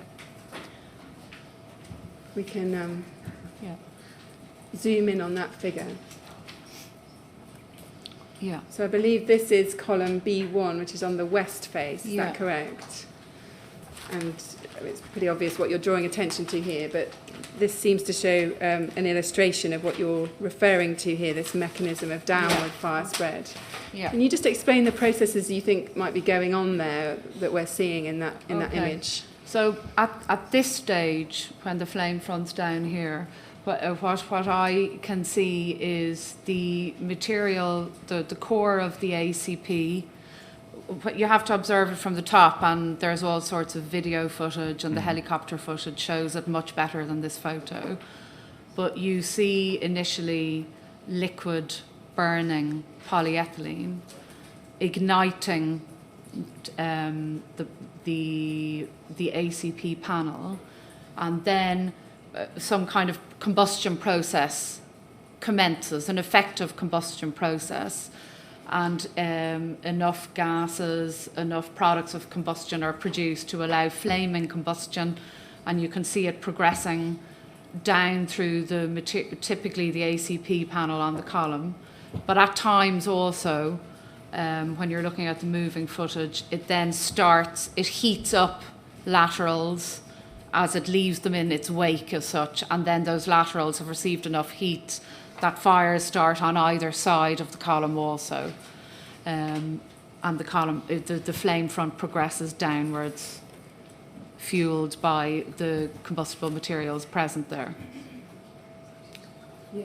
Is that an example we can see kind of on the right? There's a kind of line on the right of that flame at the top where the window is. Is that kind of where you can start to see it going? Do you mean here? Yeah, Here? there. No, Yeah. on the right. Yeah. Yes. Yeah. Yeah. And you give the mechanisms for downward fire spread at 10.3.23 of your report. Can we just go to that? That's BLAS 5010 at page 14. And you highlight 2 key things here. Yeah. The polyethylene from the Rainabon panels melting and running down the building and down the columns. Yeah. This is pathway A. Yeah. And you also talk about radiation from the fire within the cavity, heating Yeah. materials below within the fire within the cavity. Can you just Yeah. talk about that latter part as well? So I think but before you see a flame, there's all sorts of things happening to materials when they're being heated. So as the flame front is progressing, it's kind of like you can't see it, but the materials in front, they're being heated. You know, it's heating the materials as it go. There's all sorts of heat transfer effects going on in the materials around it. And when that preheating, if you will, is occurring, there's gases being produced, and at some point they form a system that can support flaming. So I think when there's a fire on a panel, it is heating the materials in the cavity behind it. And you're talking here specifically about downwards as well, yeah? Are you saying that the columns are effectively a kind of enclosed space that's going to be I think heated? so. Yeah, it's not cold it's not, you know, it's not freezing cold in front of the flame front, no matter the direction. Yeah. It may be slightly different temperatures, but it's not freezing cold in front of the flame front, and nothing's happening around it. Okay, let's move then to pathway B that you've identified. You have this as horizontal spread across the Rainabond spandrel panels. Yeah. Can we just go back to your BLAS 5010 at page 5 and figure 10.2 and just look at that?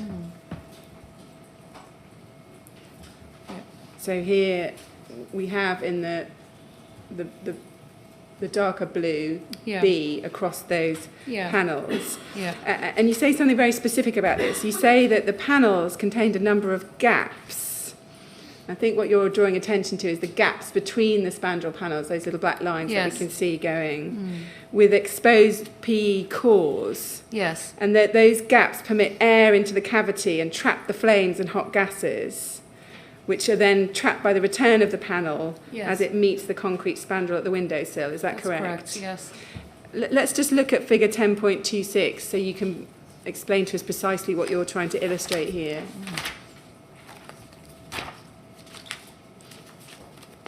So is that the gap that you're referring to there above the window? So there I'm showing you the two panels are not flush against each other.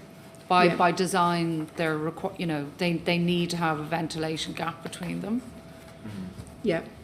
And what you're saying is you think that that's a space that flame will be attracted to and go up? Yeah, so a flame can enter there and cause heating in behind that panel when it's in position, yes. Yeah. And you're also drawing attention to the exposed polyethylene edges, is that correct? Yes, I am. And again, I think Professor Bisbee explained to us that around those corners you've got a number of exposed PE edges, as you can see in his, that's his figure on the right. That's correct, yes. There, which you think is significant. Yeah.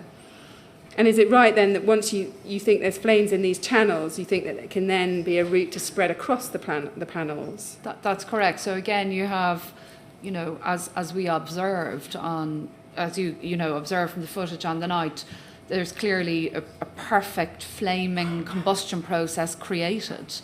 And that's how the flame was able to travel in both directions along the laterals. You've the fuel on the outside layer, the insulation layer, you've air, and so I'm just going to call it a perfect combustion process was clearly made. Yeah. And can we just talk a bit about the bit immediately above the window where it goes back inside? Do we have an exposed PE edge around the back of those panels? So you mean where it comes in towards the top of the aluminium window frame? Ooh. My understanding is it is exposed there, but now that you've asked me, I'd want to frantically look at all my photos in Appendix C to check. I think Professor Bisbee thought there might be a small lip. It depends. A bit like we see on that picture. So it depends on how the flat panel was cut, actually there. So I would have to look at it. Okay. So I don't know which part of the flat panel was cut and which part was folded in that exact location. Yeah. And you think that those cut edges themselves would have promoted horizontal flame spread, is that correct? The cut edges promoted. Well, the cut edges expose fuel to the looming flame front. That's what I mean. Yeah. Do you agree that any horizontal or lateral flame spread here would be via effectively opposed flow flame spread? So it's going to the side rather than up.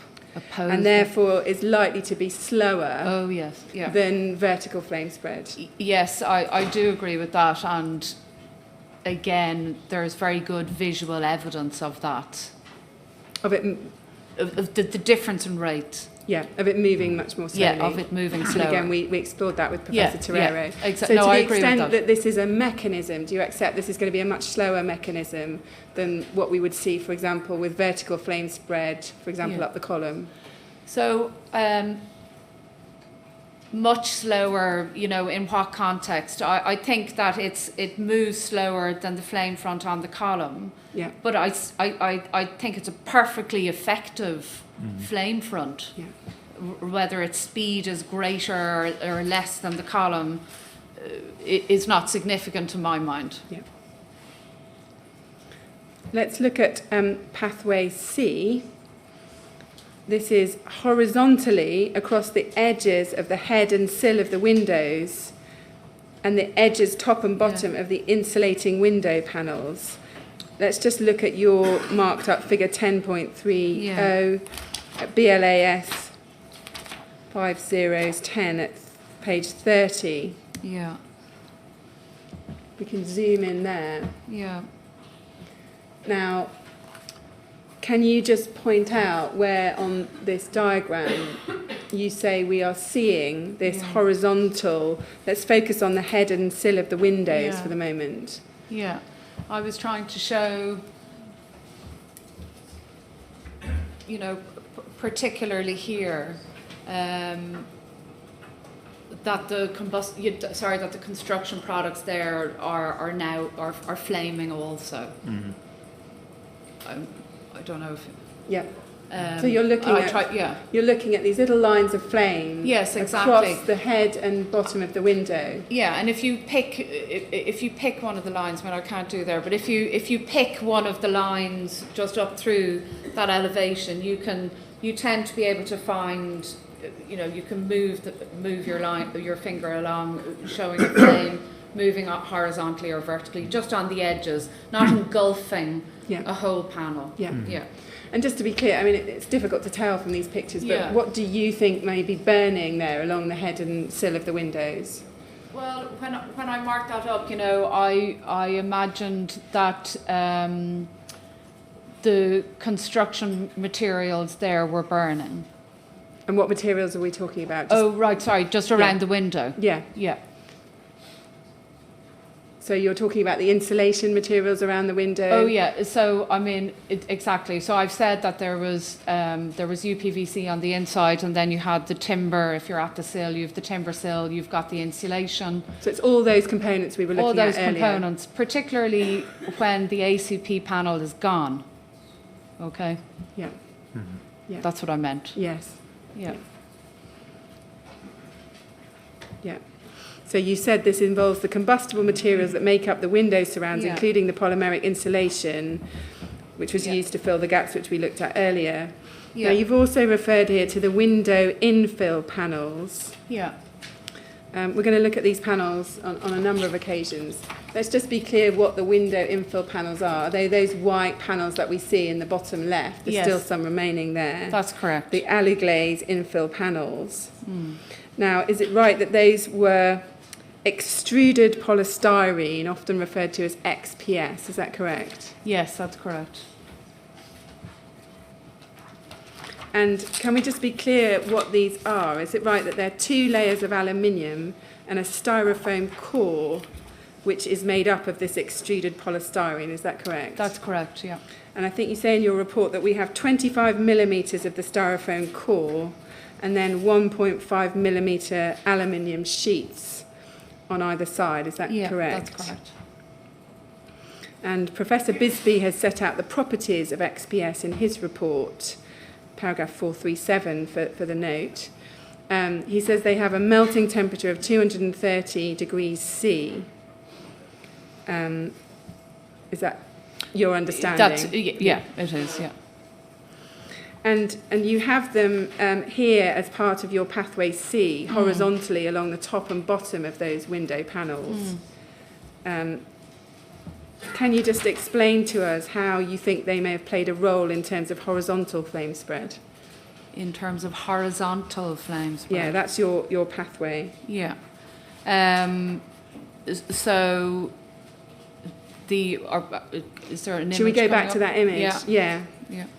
Can we go back to the image that we had a moment ago? Yes, Yeah. exactly. Oh, yeah. So if we just look maybe at the top right of that image, is that what you're trying to refer to? So when I was referring to the pathways horizontally along the panels, again, I'm speaking about the materials surrounding those panels. I come on later to the panel itself.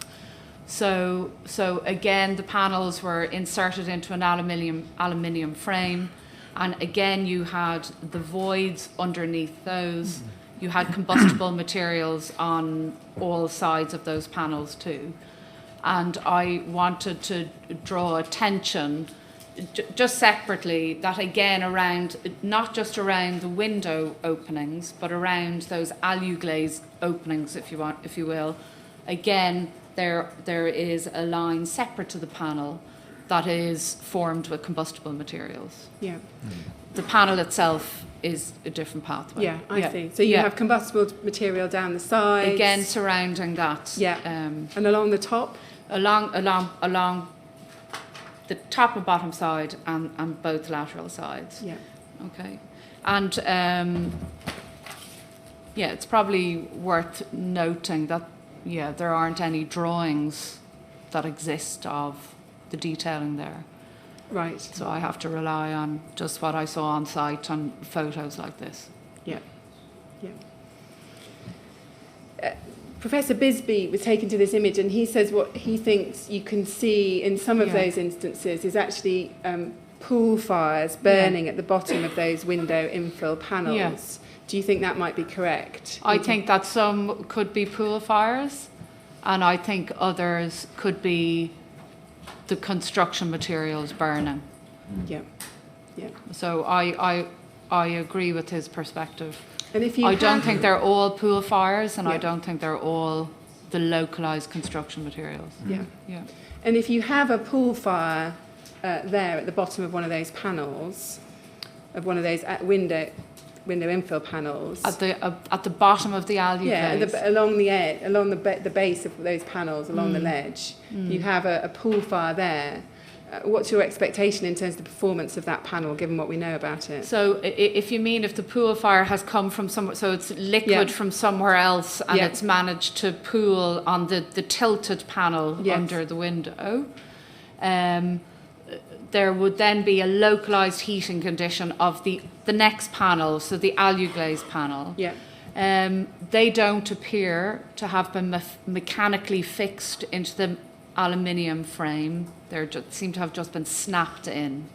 Okay? Yeah. So I would expect the aluminium on the outer face to heat up and quite easily, relatively easily, distort, and also allows the conduction of heat through it into the styrofoam, which degrades very nicely under heat. And when you talk about distort, what you're talking about is the distortion of the aluminium panels on either side of the styrofoam. Is that correct? Yeah. Well, actually, multi-directional. So it depends what temperature is where. So a relative distortion of the front and back face, but actually distortion along this plane also as a function of where the heat is at the front. Yeah. And once they distort and there's a fire near them, what do you expect to happen? I think that distortion, so first of all, there's a heat transfer into the core, and the aluminium can't stop that from happening. So it's heating anyway. And then any kind of distortion that allows say the edges of the styrofoam to be exposed, or it might be the panel can actually snap out of the aluminium frame. Yeah. But the overriding condition is the styrofoam being heated through the metal face.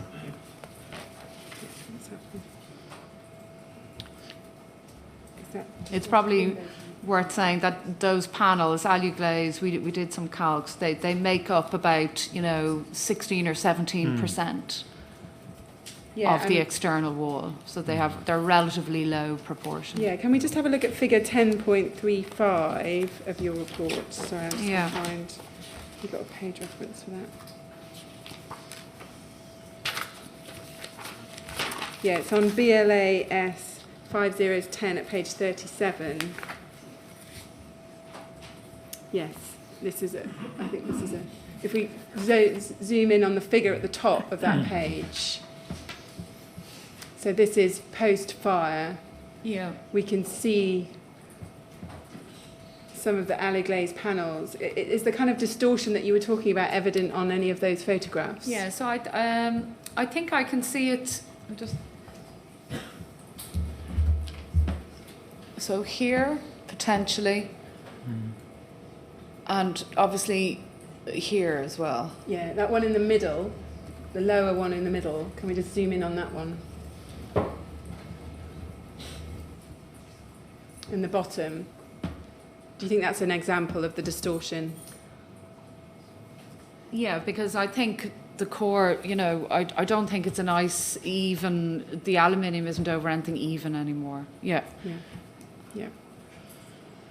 Those panels were not backed themselves by any insulation. I know they had insulation down the sides and the top, you just said, but they weren't backed by insulation. Is that correct? But those panels are insulation. That's their purpose. And that's what the styrofoam is for. Yeah.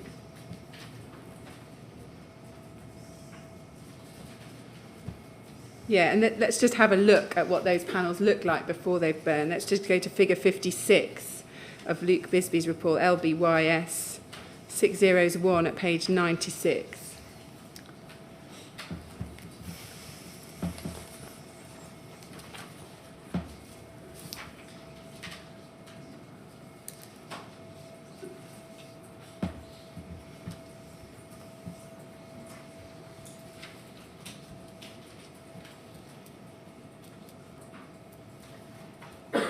Yeah, if we look at the top, if we can just zoom in on the top. So this is a picture of one of those panels, I think, that was provided to Professor Bisbee.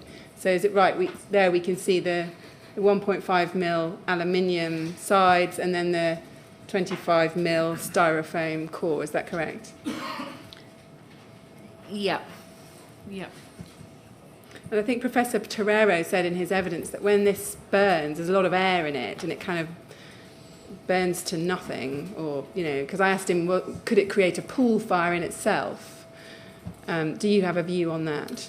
I'm not aware that polystyrene burns to nothing, but I wouldn't take Professor Torero on about any He just said there was a lot of air scientific in it. So principles. when I asked him, would it melt Yeah. and potentially create its own pool fire, he said said he no. didn't think it would because there's a lot of air in the product. Okay, so that's not my understanding. Yeah. In not to do with alu glaze specifically, but in general, the reason why polystyrene sandwich panels are you know, so negatively viewed in construction is the polystyrene forms a liquid and degrades the panels so quickly in a fire, and there's a lot of... Yeah, I'm going to take you back to some of that, actually, sorry, because we're going to look at the properties of some of these specific materials in a I seem moment. to remember, Miss Grange, that he said it shrinks away from the flame. Yes. I think it was polystyrene. Oh, Yes. very interesting. Yeah. Yeah. We'll check Does the that transcript. Sound right? I thought polystyrene melted, formed a pool. Well, it could but do both, of course. Yeah. Yeah. Do you think that these alloy-glazed panels would have behaved differently to the ACM cladding panels? They both have an aluminium skin to them with a core. Is there any kind of comparison as to how they behave in terms of warping, deforming, flaming? Oh, I see. No, I think the key characteristics of the core getting hot, the core being combustible, the panels, you know, the aluminium on both sides may be under some all very complex, potentially thermal gradients, are the same, are similar. Yeah. They're characteristic of them. Yeah. Just finally on this Route C topic, you've also mentioned that here I think you said it earlier, the original timber window frames and reveals that were left in there. Yeah. And you felt that might have been important once a window's on fire in terms of horizontal spread across the window. Is that correct? Yeah. Yeah. Pathway D, if we go back to your figure 10.2. Yeah.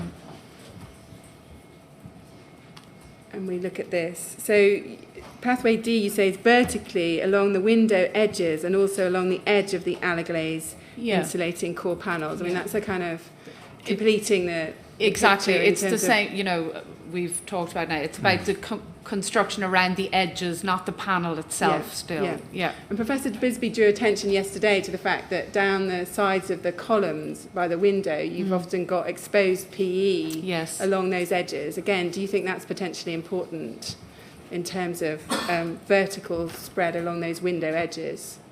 The exposed PE on the I think he was talking on about the on the column horizontal cassette face. as it comes back and hits the window. So do you mean on this edge facing the column or the top edge? Sorry. No, on if I can highlight it here. He's talking about on this edge down the side of the window. That's where he was talking about it. Oh yes. So that there's no aluminium foil there. We'll come back to that Oh, on the right. PIR. I think he was talking about the ACM cassettes themselves. Yes. But as they come back and hit the window, you've Yeah. got an exposed PE line down there. Yeah.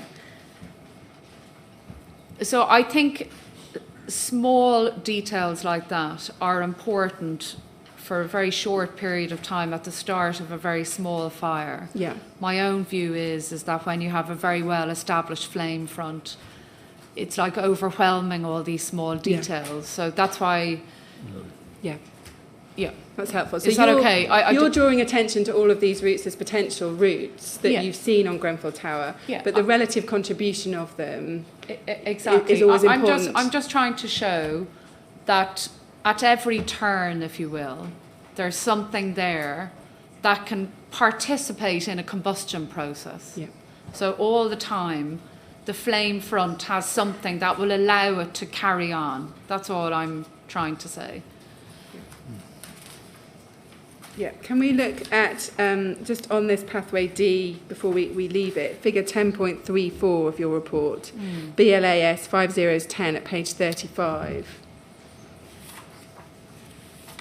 And you've specifically labelled and drawn attention here to what you said, vertical fire spread between the insulating core panels. Can you see that line? If we zoom in on that line. Yeah, so we're back on the edge of the aluglaze Yeah. now, are we? Yeah. So we were looking horizontally before, but you've highlighted vertically Yeah. here. We can see a very clear line. Is that what you're drawing attention to? Yeah, I was trying to show that. Yeah. Yeah. And again, do you think that might be because of the insulation down the side there, or Yeah. the edge of the panel has caught and deformed? Can we tell? You know, I mean, I can't tell that from this photo, but there's a sizable piece of insulation capping the aluglaze there on the inside. Yeah. Yeah. You've then got pathway E Yeah. is vertically by means of the aluglaze panels connecting with the spandrel panels. Yeah. Yeah. Let's just go back to your BLAS 5010 at page Yeah. 5 Yeah. and look at the diagram of your 6 pathways. Yeah. So pathway E, here you're drawing attention to vertical flame spread as between these Yeah. white panels. Is that correct? Yeah, that's correct. So if you have, for example, flaming where that E actually is on the drawing, Yeah. you know, again, above that, there isn't glass, okay? There's another combustible sandwich panel. Yeah. And that can then also contribute in some way to fire spread in that localised area between one spandrel and the next. Yeah. You've highlighted a particular photo here, that's 10.37. That's BLAS 5010 at page 39. Yeah. Can you just talk us through the bits that you were wanting to highlight on that picture? Yeah, so I just marked up, you know, using the column locations, the location of the aluglaze. You can see if you just follow the blue dotted line going from the top to the bottom of the picture, from the bottom up to the top. Just trying to show that there does appear at times to be a localised vertical flaming effect. Yeah. The spandrels are very important in that, where the ACP is, but in those local areas there is also the other panel. Yeah.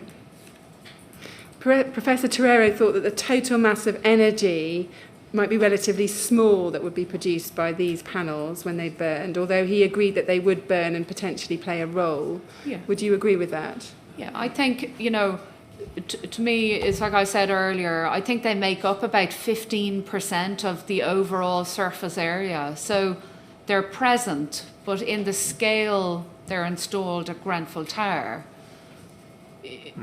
it's a 15% based on surface. Yeah. So, I mean, I'm not going to call that some, very dominating feature. To me, it's one more material. Can we look at your final pathway? That's pathway F, around the crown of the building. Yeah. And again, can we just be clear what the crown is? I mean, we refer to it as the crown. What is it? If we have a look at BLAS 5010, page 69, figure 10.73. What is it? What's its function on the building? To me, I mean, it's an architectural feature. Yeah. But I don't know what they thought it was. Yeah. Yeah.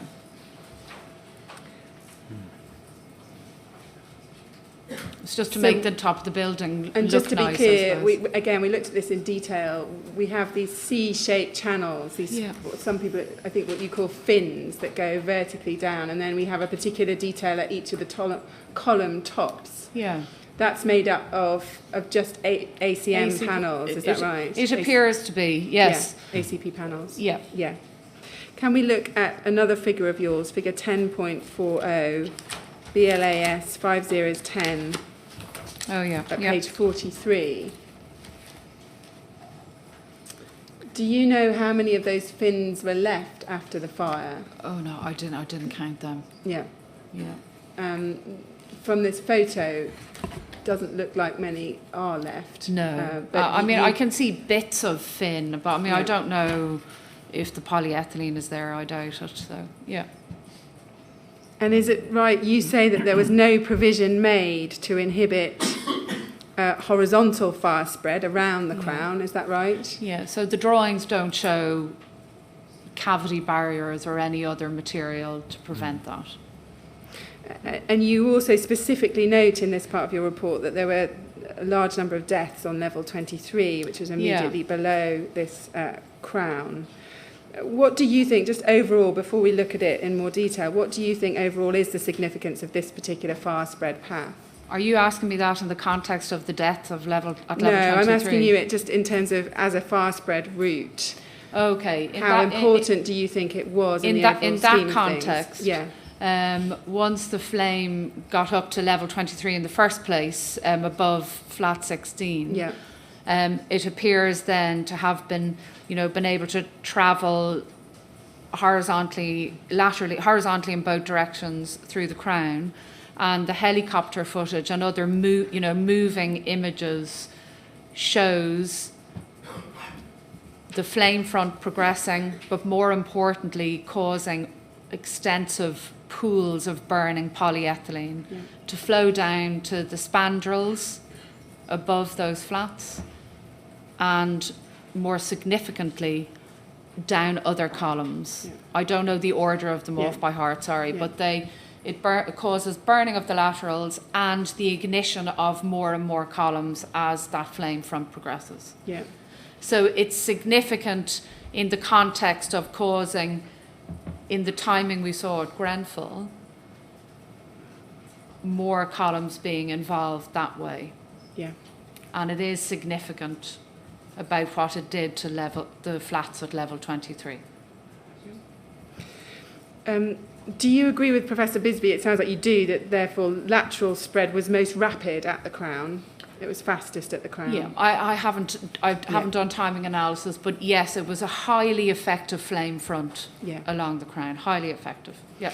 And do you also agree that it's most likely the primary route of horizontal flame spread around the building because of this falling, melting debris, which then accumulates at lower levels and then sets fire to levels down the tower, which then travel upwards, creating this diagonal effect? I think I do, yes. Yeah. So did you say it's the most effective horizontal yes. route overall in the whole building? That does seem to be Professor Bisbee and Torero's evidence that's the primary route of horizontal flame spread around the building. The primary, okay, that's an interesting thing. To me, it was a rapid horizontal spread of flame that in that time caused other vertical and then horizontal. Yeah.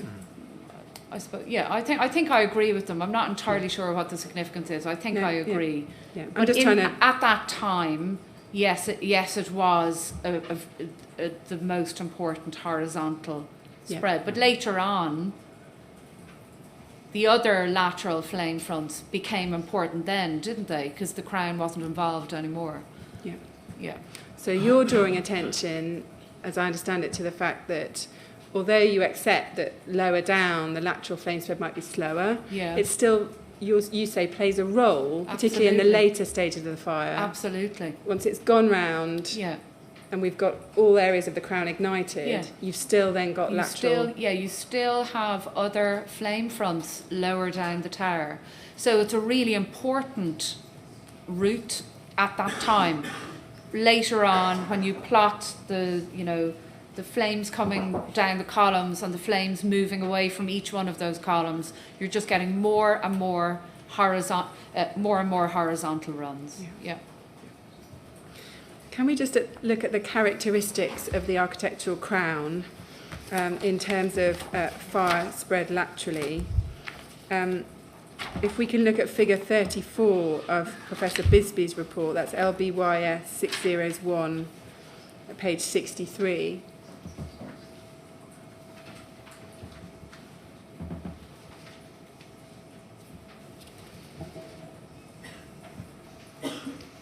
Yes, let's look at figure 34 first at the top, where he's done a horizontal section through the crown. So is it right that what we have are these C-shaped ACM channels, which then slot into aluminium cladding rails behind them? Is that correct? That's what that drawing shows. So there's no insulation in this part of the building. It's just ACM on these cladding rails. Apparently not. Yes. Yeah. And Professor Bisbee's view is that these provided a semi-continuous path for fire to spread around the crown. Would you agree with that? Yes, I would. He also has drawn attention to numerous exposed ACM edges in the way this was configured. Yeah. Again, would you agree that that's potentially significant? Again, those small details are important at the very start of a small fire. When you have a very well developed flame front, no, I don't think the fact the edge is exposed is a very big governing parameter. Yeah. But there are plenty of them there, and each individual fin could create its own flame front, which could very easily ignite the next fin. And he's also drawn attention to the fact that effectively these are C-shaped chimneys, which might support flame extension. Again, I don't think I need to give a view on that. Yeah. And he's also drawn attention to the fact that there was no cavity barriers anywhere in relation to this architectural detail. Is that correct? Yeah, so my understanding from the drawings, which are very limited, there are no cavity barriers marked there once you get above level 23. Yeah. Just looking at that drawing, would it have been a practical possibility to insert some sort of material between each of the fins? Do you see what I... No, I do know what you're... I think if you're asking me, could you have installed cavity barriers anywhere at the crown to stop the flame fronts we observed? Yeah. My view is no. The best way to stop... Well, because it was too well developed by that stage. I don't know how you could... The only way you could stop the crown from being a flame front on its own is to not clad it in a combustible material. Trying to detail in little breaks or cavities, it's not, in my opinion, it's not a practical mitigation measure. The best mitigation measure would be not to have that material there at all. But I think I'm probably straying beyond That's right. my phase one duties. I asked you to, yes. Yeah. And just to be clear, you don't think that actually the speed of the fire at that level can simply be explained by the fact that the fire plumes out and spreads out at the top, as opposed to it being about the crown? Oh, so I'm sorry. I So actually don't understand. as a flame rises up, it will naturally broaden as the flame goes up a face, it will naturally plume out towards Yes. the top. You don't think what we can see at the top of the building is more about that effect than about the crown? Oh, do you mean that when a flame front came up, say the first column, that Yeah. we're not seeing the crown burning, we're seeing something burning from the column cladding? That's been suggested. Oh, I wouldn't think No. that at all, yeah. It might be for the first few seconds, but then that just ignites the crown, doesn't it? And it progresses. And again, do you think the fact that, so the edge of the roof was capped with an aluminium coping, we can look at this in a drawing. If you go to figure 10.47, BLAS Yeah. 5010 at page 48. This is one of your drawings, Yeah. which we've looked at earlier this week. So what we see at the bottom of this is how the panels were configured at the very top of the building. We can Yeah. see a spandrel panel, an insulation behind it. Sitting above that was an aluminium flashing or coping over the top of that, and then fins, the architectural fins on the top. It's been suggested that some of that aluminium coping was very melted immediately above that insulation or below the fins, but not on the edge, and that might be significant. Do you have a view on that? I don't have a view on that, no.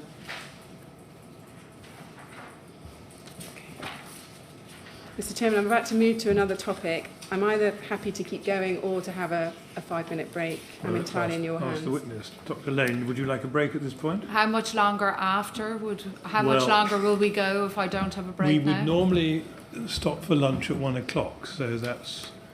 I think I would actually just prefer a very short break, Yeah. if that's okay, I was going to please. suggest that. Should we Yeah. say 5 minutes? Yes, please. Yes. Yeah. All right. Well, we'll have a 5-minute break then, please. Same as before. Don't talk to anyone about your evidence, Yeah. if you won't mind. You go You go with the usher. Yes, thank you. Thank you very much. And then if I can get through a lot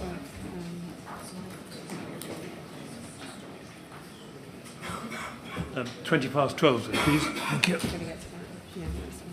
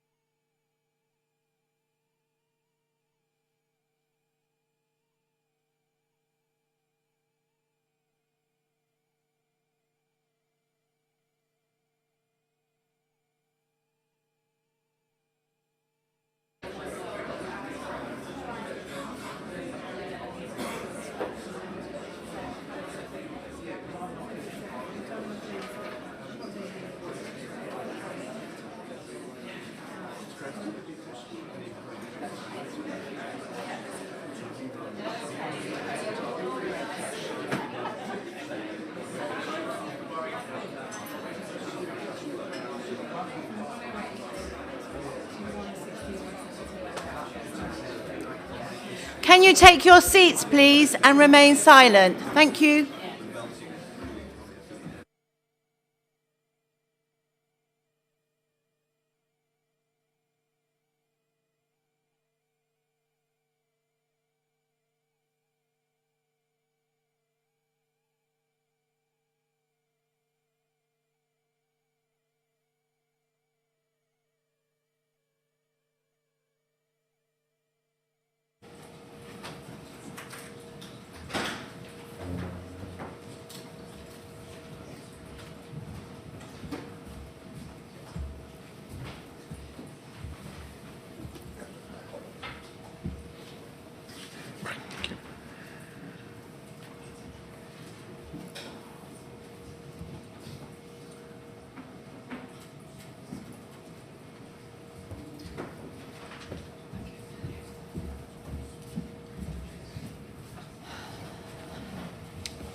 Right, Dr. Lane, Thank happy you. to carry on? Yep, thank you. Good, thank you, Yes, Ms. thank Gray. you.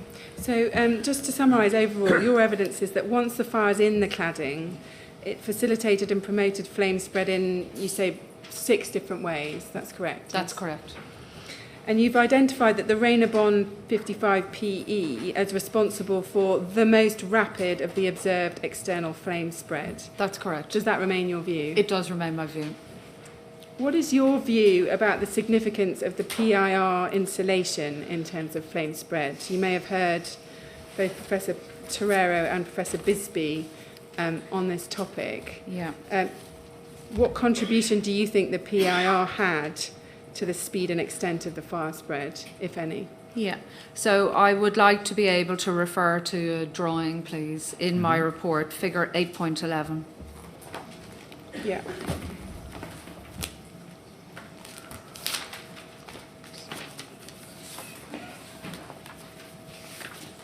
So that is 8.11 is on BLAS 608, page 13.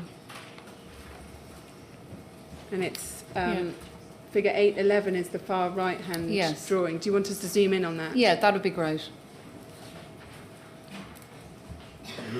Yeah, I use this drawing a lot when I'm thinking about events at Grenfell Tower. So in this drawing, you can see in the condition where there's just the small 35mm gap, you can see the insulation relative to the ACP. When the gap is larger, it will look somewhat different. And my view is that having I've been talking about a combustion process and combustion in a system. And I think in a system with a combustible layer on the inside and a combustible layer on the outside, even before flaming combustion can happen, when you have a heat source, those materials are breaking down, they're producing gases, they're getting ready, if you will, to produce the perfect mix for flaming combustion. It's a huge expert area in its own right, combustion. But from my perspective, the Celotex or any insulation in the cavity, in the system, contributes pyrolysis gases to the system, and the system needs that to create that perfect mix for flaming combustion. I don't think I heard either Professor Torero or Professor Bisbee say that didn't happen. I got the impression they said they couldn't quantify it or predict it, which I think is a very different, very detailed view, in their minds. That's a very detailed, can you predict it exactly second by second, millimetre by millimetre? But the concept of having pyrolyzing material on the left, the insulation, and the ACP on the right, I think it's creating a highly effective system, and I understand the scientists will need to work out the numbers behind that. Yeah. And I think, therefore, in that context of how it performs when it's heated, the gases it produces in the pyrolysis process, is all part of that combustion system and the flaming combustion that we see. And for me, I think it's very important. Yeah. Very clear. Do you draw any conclusions from the 8414 testing which was done after Grenfell, referred to by Professor Bisbee, i.e. the DCLG tests, which sought to compare the PIR type of insulation that we saw at Grenfell with, say, stone wool insulation, but using otherwise similar materials to Grenfell? Do you take anything from that at this stage? I don't take anything from those tests because I don't think those tests, I don't consider them to be relevant because they're so far away from the kind of construction detailing that people like me have to worry about in our profession. And I would make no comparison of any material in that testing regime, and I would prefer to keep all the other views I have to myself at this stage, and I'm happy to write a very detailed chapter on the subject. But I will absolutely not compare a mineral wool with a PIR material from that test programme, no. Okay. That's clear.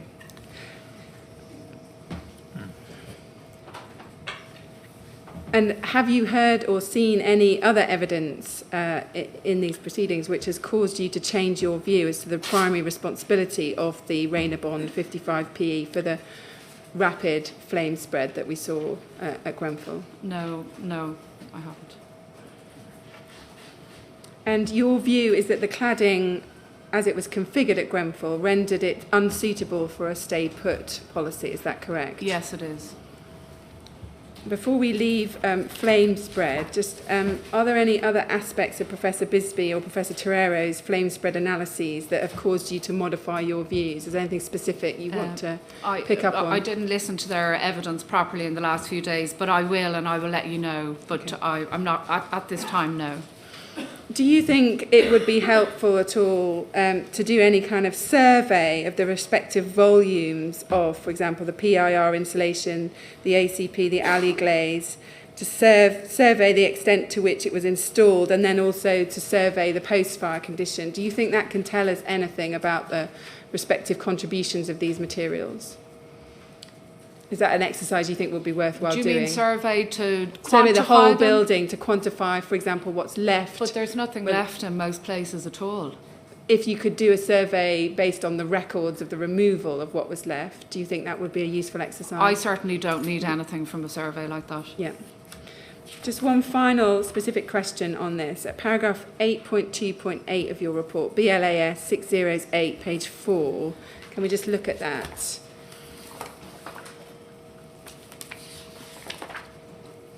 So that's 8.2.8. Yeah. You've set out a definition here of a combustible material. Yeah. You say it's a material that will ignite and burn when sufficient heat is applied and when appropriate oxidizer is present. Yeah. And you have that from Dehan, 2007. Do you agree that this definition would result in mineral fibre and aluminium being classified as combustible? To mineral what, sorry? Mineral fibre and aluminium being classified as combustible? Do I have to answer that question? So mineral wool is non-combustible. The binders used to pack it together are combustible. Yeah? But I find those arguments quite trite when one compares mineral wool with a polymeric foam of equal thickness. And the same goes for aluminium. I understand that nearly everything in the world can burn. Yeah. But in the context of construction, I like to keep things appropriate and relevant and understand that a mineral wool is substantially less combustible and in fact typically defined as non-combustible by test. If that's yeah. Do you agree that the regulatory definition of non-combustibility is based on the total calorific potential of a product? I'd have to look up part 4. Sorry, I haven't. I'm happy to, if you want me to do that, I'll do it at lunch. But do you agree in general terms that there is a distinction between combustibility and flammability? Combustibility and flammability. I'd have to look up the definition of flammability. Fine. Okay. Let's just look at fire re-entry for a moment. Is your position that the external fire then led to fire being able to re-enter on multiple floors? Sorry, can you just repeat that again? Sorry, it's a very simple question. Yeah. The answer is probably obvious, but your position is that Yeah. the external fire led to fire being able to re-enter on multiple floors at Grenfell Oh, yes, Tower. that's correct, yeah. And do you agree that the physical evidence would suggest that the extractor fan and the small infill panel around the extractor fan was particularly vulnerable in that respect? Yes, I do. In section 7.4 of his report, Professor Bisbee's drawn attention, for example, to the large number of witnesses who comment specifically on early failure or ignition of those extract fan units and the supporting and surrounding XPS panels as a route for ingress. Yeah. Do you agree no, with I that? do agree, and Yeah. I observed that myself Yes, in the you do. evidence. Yes. And he also observes that many of these were in the flat sixes on the east face, as highlighted in his analysis. Do you agree? I do. Do you think that this evidence is significant in terms of the route of fire spread back into apartments? I think it is a route into an apartment, and it is therefore significant. Yeah. But it's one of many rather than the only. So you would agree with Professor Torreira? I think he said that there are a number of routes back in through the window, whether by the side, by a glazing failure, Exactly. by the extractor fan going, Exactly. by an open window. Exactly. Yeah. So they're all routes back in. They're all routes back in. Yeah. But I understand that there's a lot of resident evidence about particularly the extractor fan location. Yeah. Yeah. And do you think there's any significance in terms of the timing when they're seeing that extractor fan unit go, in terms of how quickly the window may be failing, based on your... I'm not sure the context of that, sorry. Do you mean... Well, as distinct, for example, from glazing failure, do you think that weakness may have meant that the windows had a propensity to fail before the glass quicker breaks? than the glass breaks? Oh. Is that something you've considered? No, I No. wouldn't consider that, no. Yeah.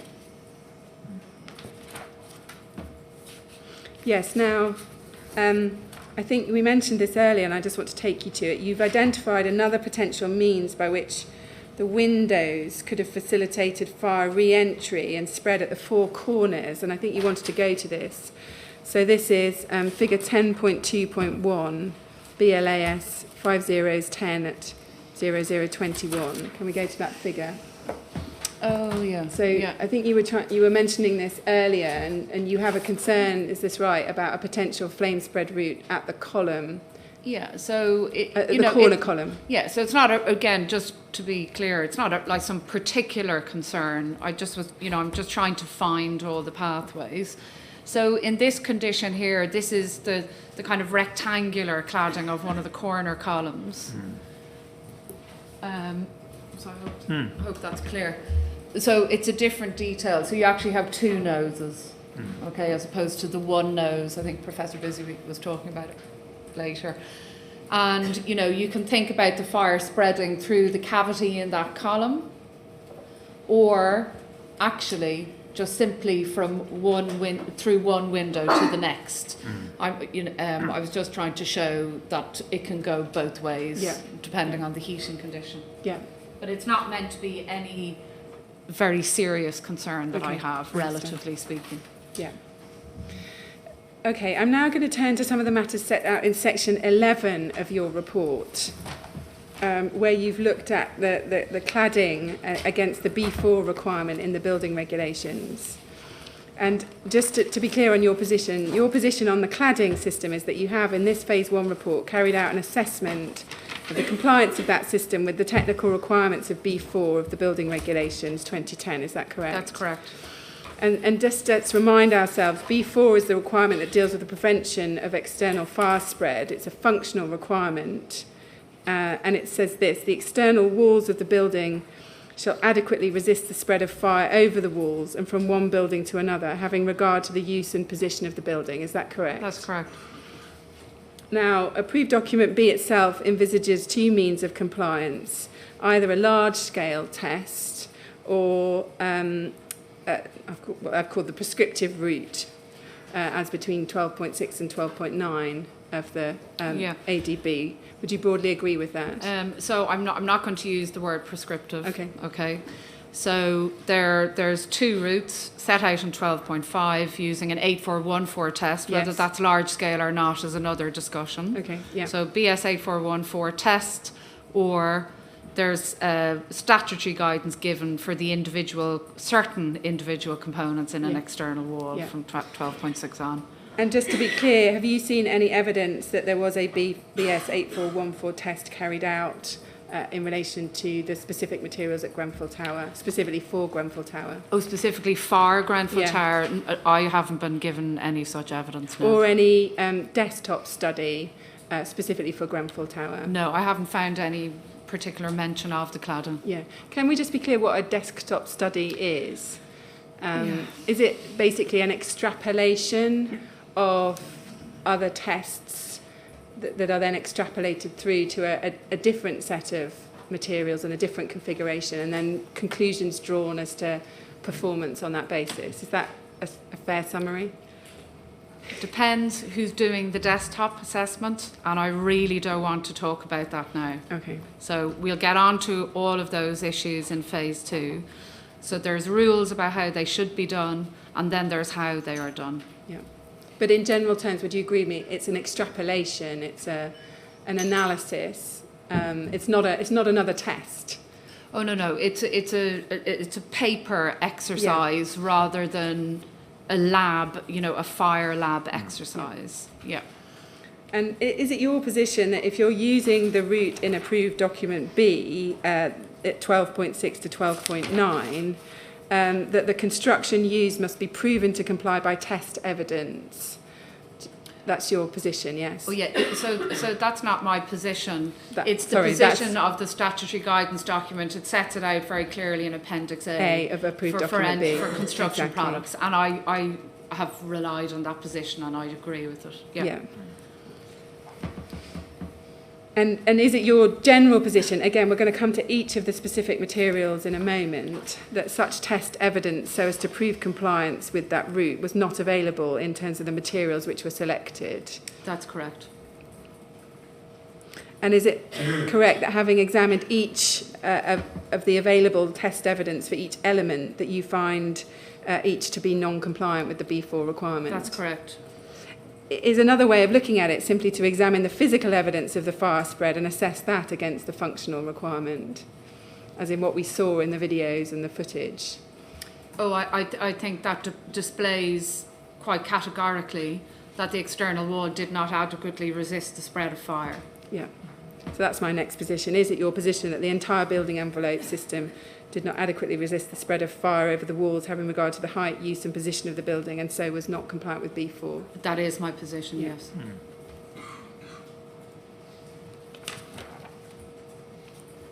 Yeah. And your conclusion, just for the note, is set out 2.9.6 in your conclusions and 2.9.8. I don't think we actually need to go to that now. So I want to turn to look at each element of the cladding system. The rain screen cladding panels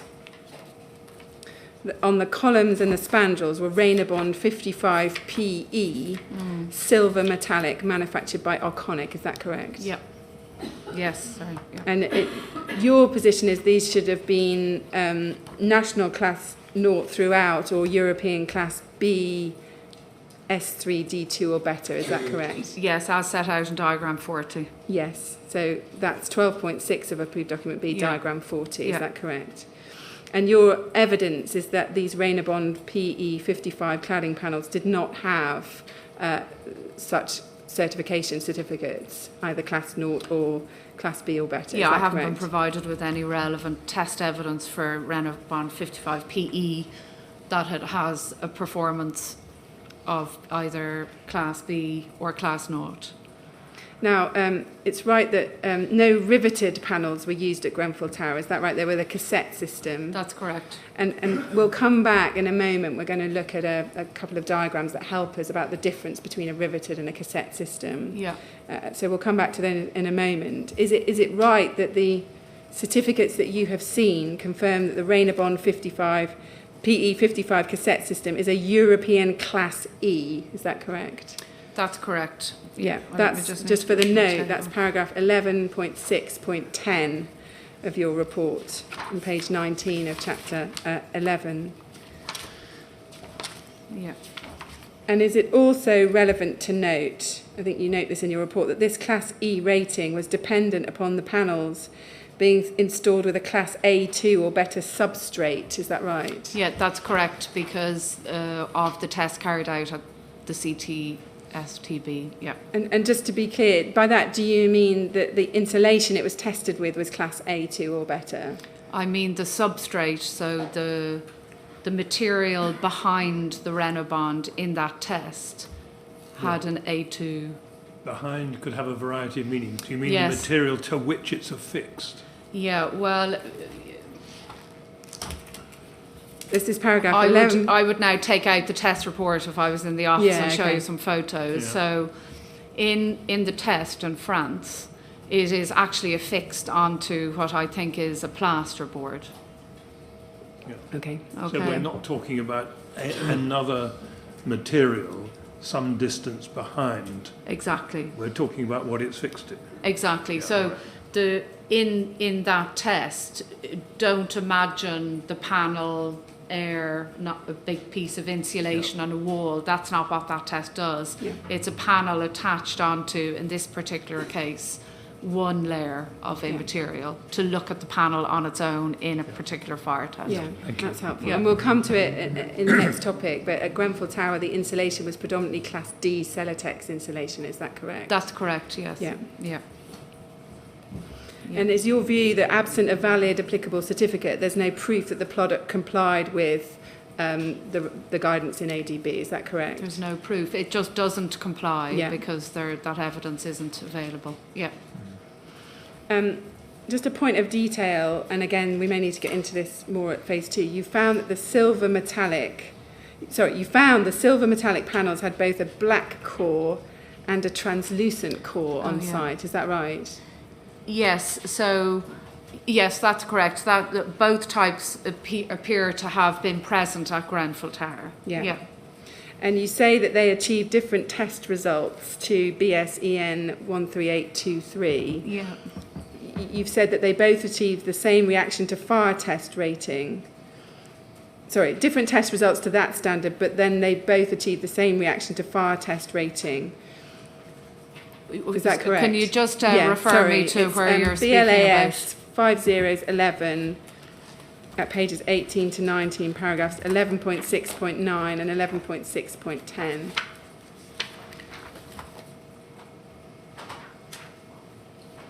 You just focus in on 11.6.9 at the bottom. So you note about? Yeah. they've either got a black or a translucent core, Yeah. and then if we can go over the page, Yeah. two different core types Yeah. achieve different test results. But you note that both core types are classified with one reaction to fire performance. Can you just explain to us why you were interested in that? I was what- just pointing out that for a while they seem to pick the lower performance when they issue the classification report. Right, okay. Yeah. Now, in your original report of April 2018, you explained that you did not accept a 2008 British Board of Agreement BBA certificate as valid for the cassette system, although you did accept at that time it might be valid for the riveted system. Is that correct?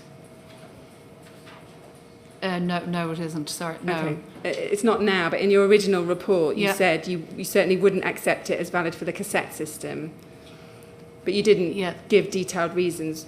We No, now... no, I didn't. Yeah. Is it right that in your most recent report you've expanded on the reasons why you don't think that 2008 BBA certificate is valid for the cassette system? Yes, that's correct. Yeah. And that very detailed analysis, I'm not going to take you to all the detail, it's there at paragraph 11.8 of your report and in Appendix O specifically. Is that right? That's where we see the detailed Yes, analysis. it is. Yeah. Yeah. I do just want to look at the certificate and just get you to highlight a few of the very key points. Yeah. Can I just say Yeah. we're in a very important and complex subject now, and I'm getting really tired. So I think pretty soon I'd need a break because I Yeah. want to give the BBA cert its good service Okay. while you're rapidly asking me all these questions at the moment. Yeah. There are Sorry. big questions coming very fast. We could Yeah. have an early lunch. We could have an early lunch. Yeah, I'm Yes. very happy to go to I'm that. happy to answer that question, Yes. but just they're very complex questions that I can't move as Yeah. quickly as you are at the Yeah, moment. they will be Yeah. quite simple questions. It's always Right. easier to ask the questions than Yeah. answer them. Yeah. Yeah. All Okay, right. so do you just ask me that question again, the BBA No, one? I mean, Yeah. I'm I very think happy. we'll come back to this after Okay, you've because had Why a- don't we- it's a big subject. Yeah. So, yeah. Because I was Yeah. going to go to the certificate and then we can take our time over it if we do it after lunch. So, Yeah. Yeah. And I don't think it will quarter take to two. long. Yes, that's fine. We'll have a break now. Is that okay? Yeah. Yeah, This course. is a really important course it part. is. Yeah. Yeah. Just we'll have a break now until quarter to two. Okay.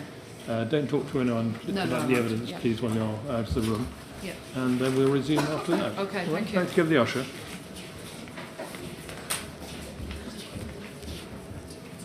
Do you think? Yeah. Page 15. Right, we'll break there and resume at quarter to two, please. Thank you.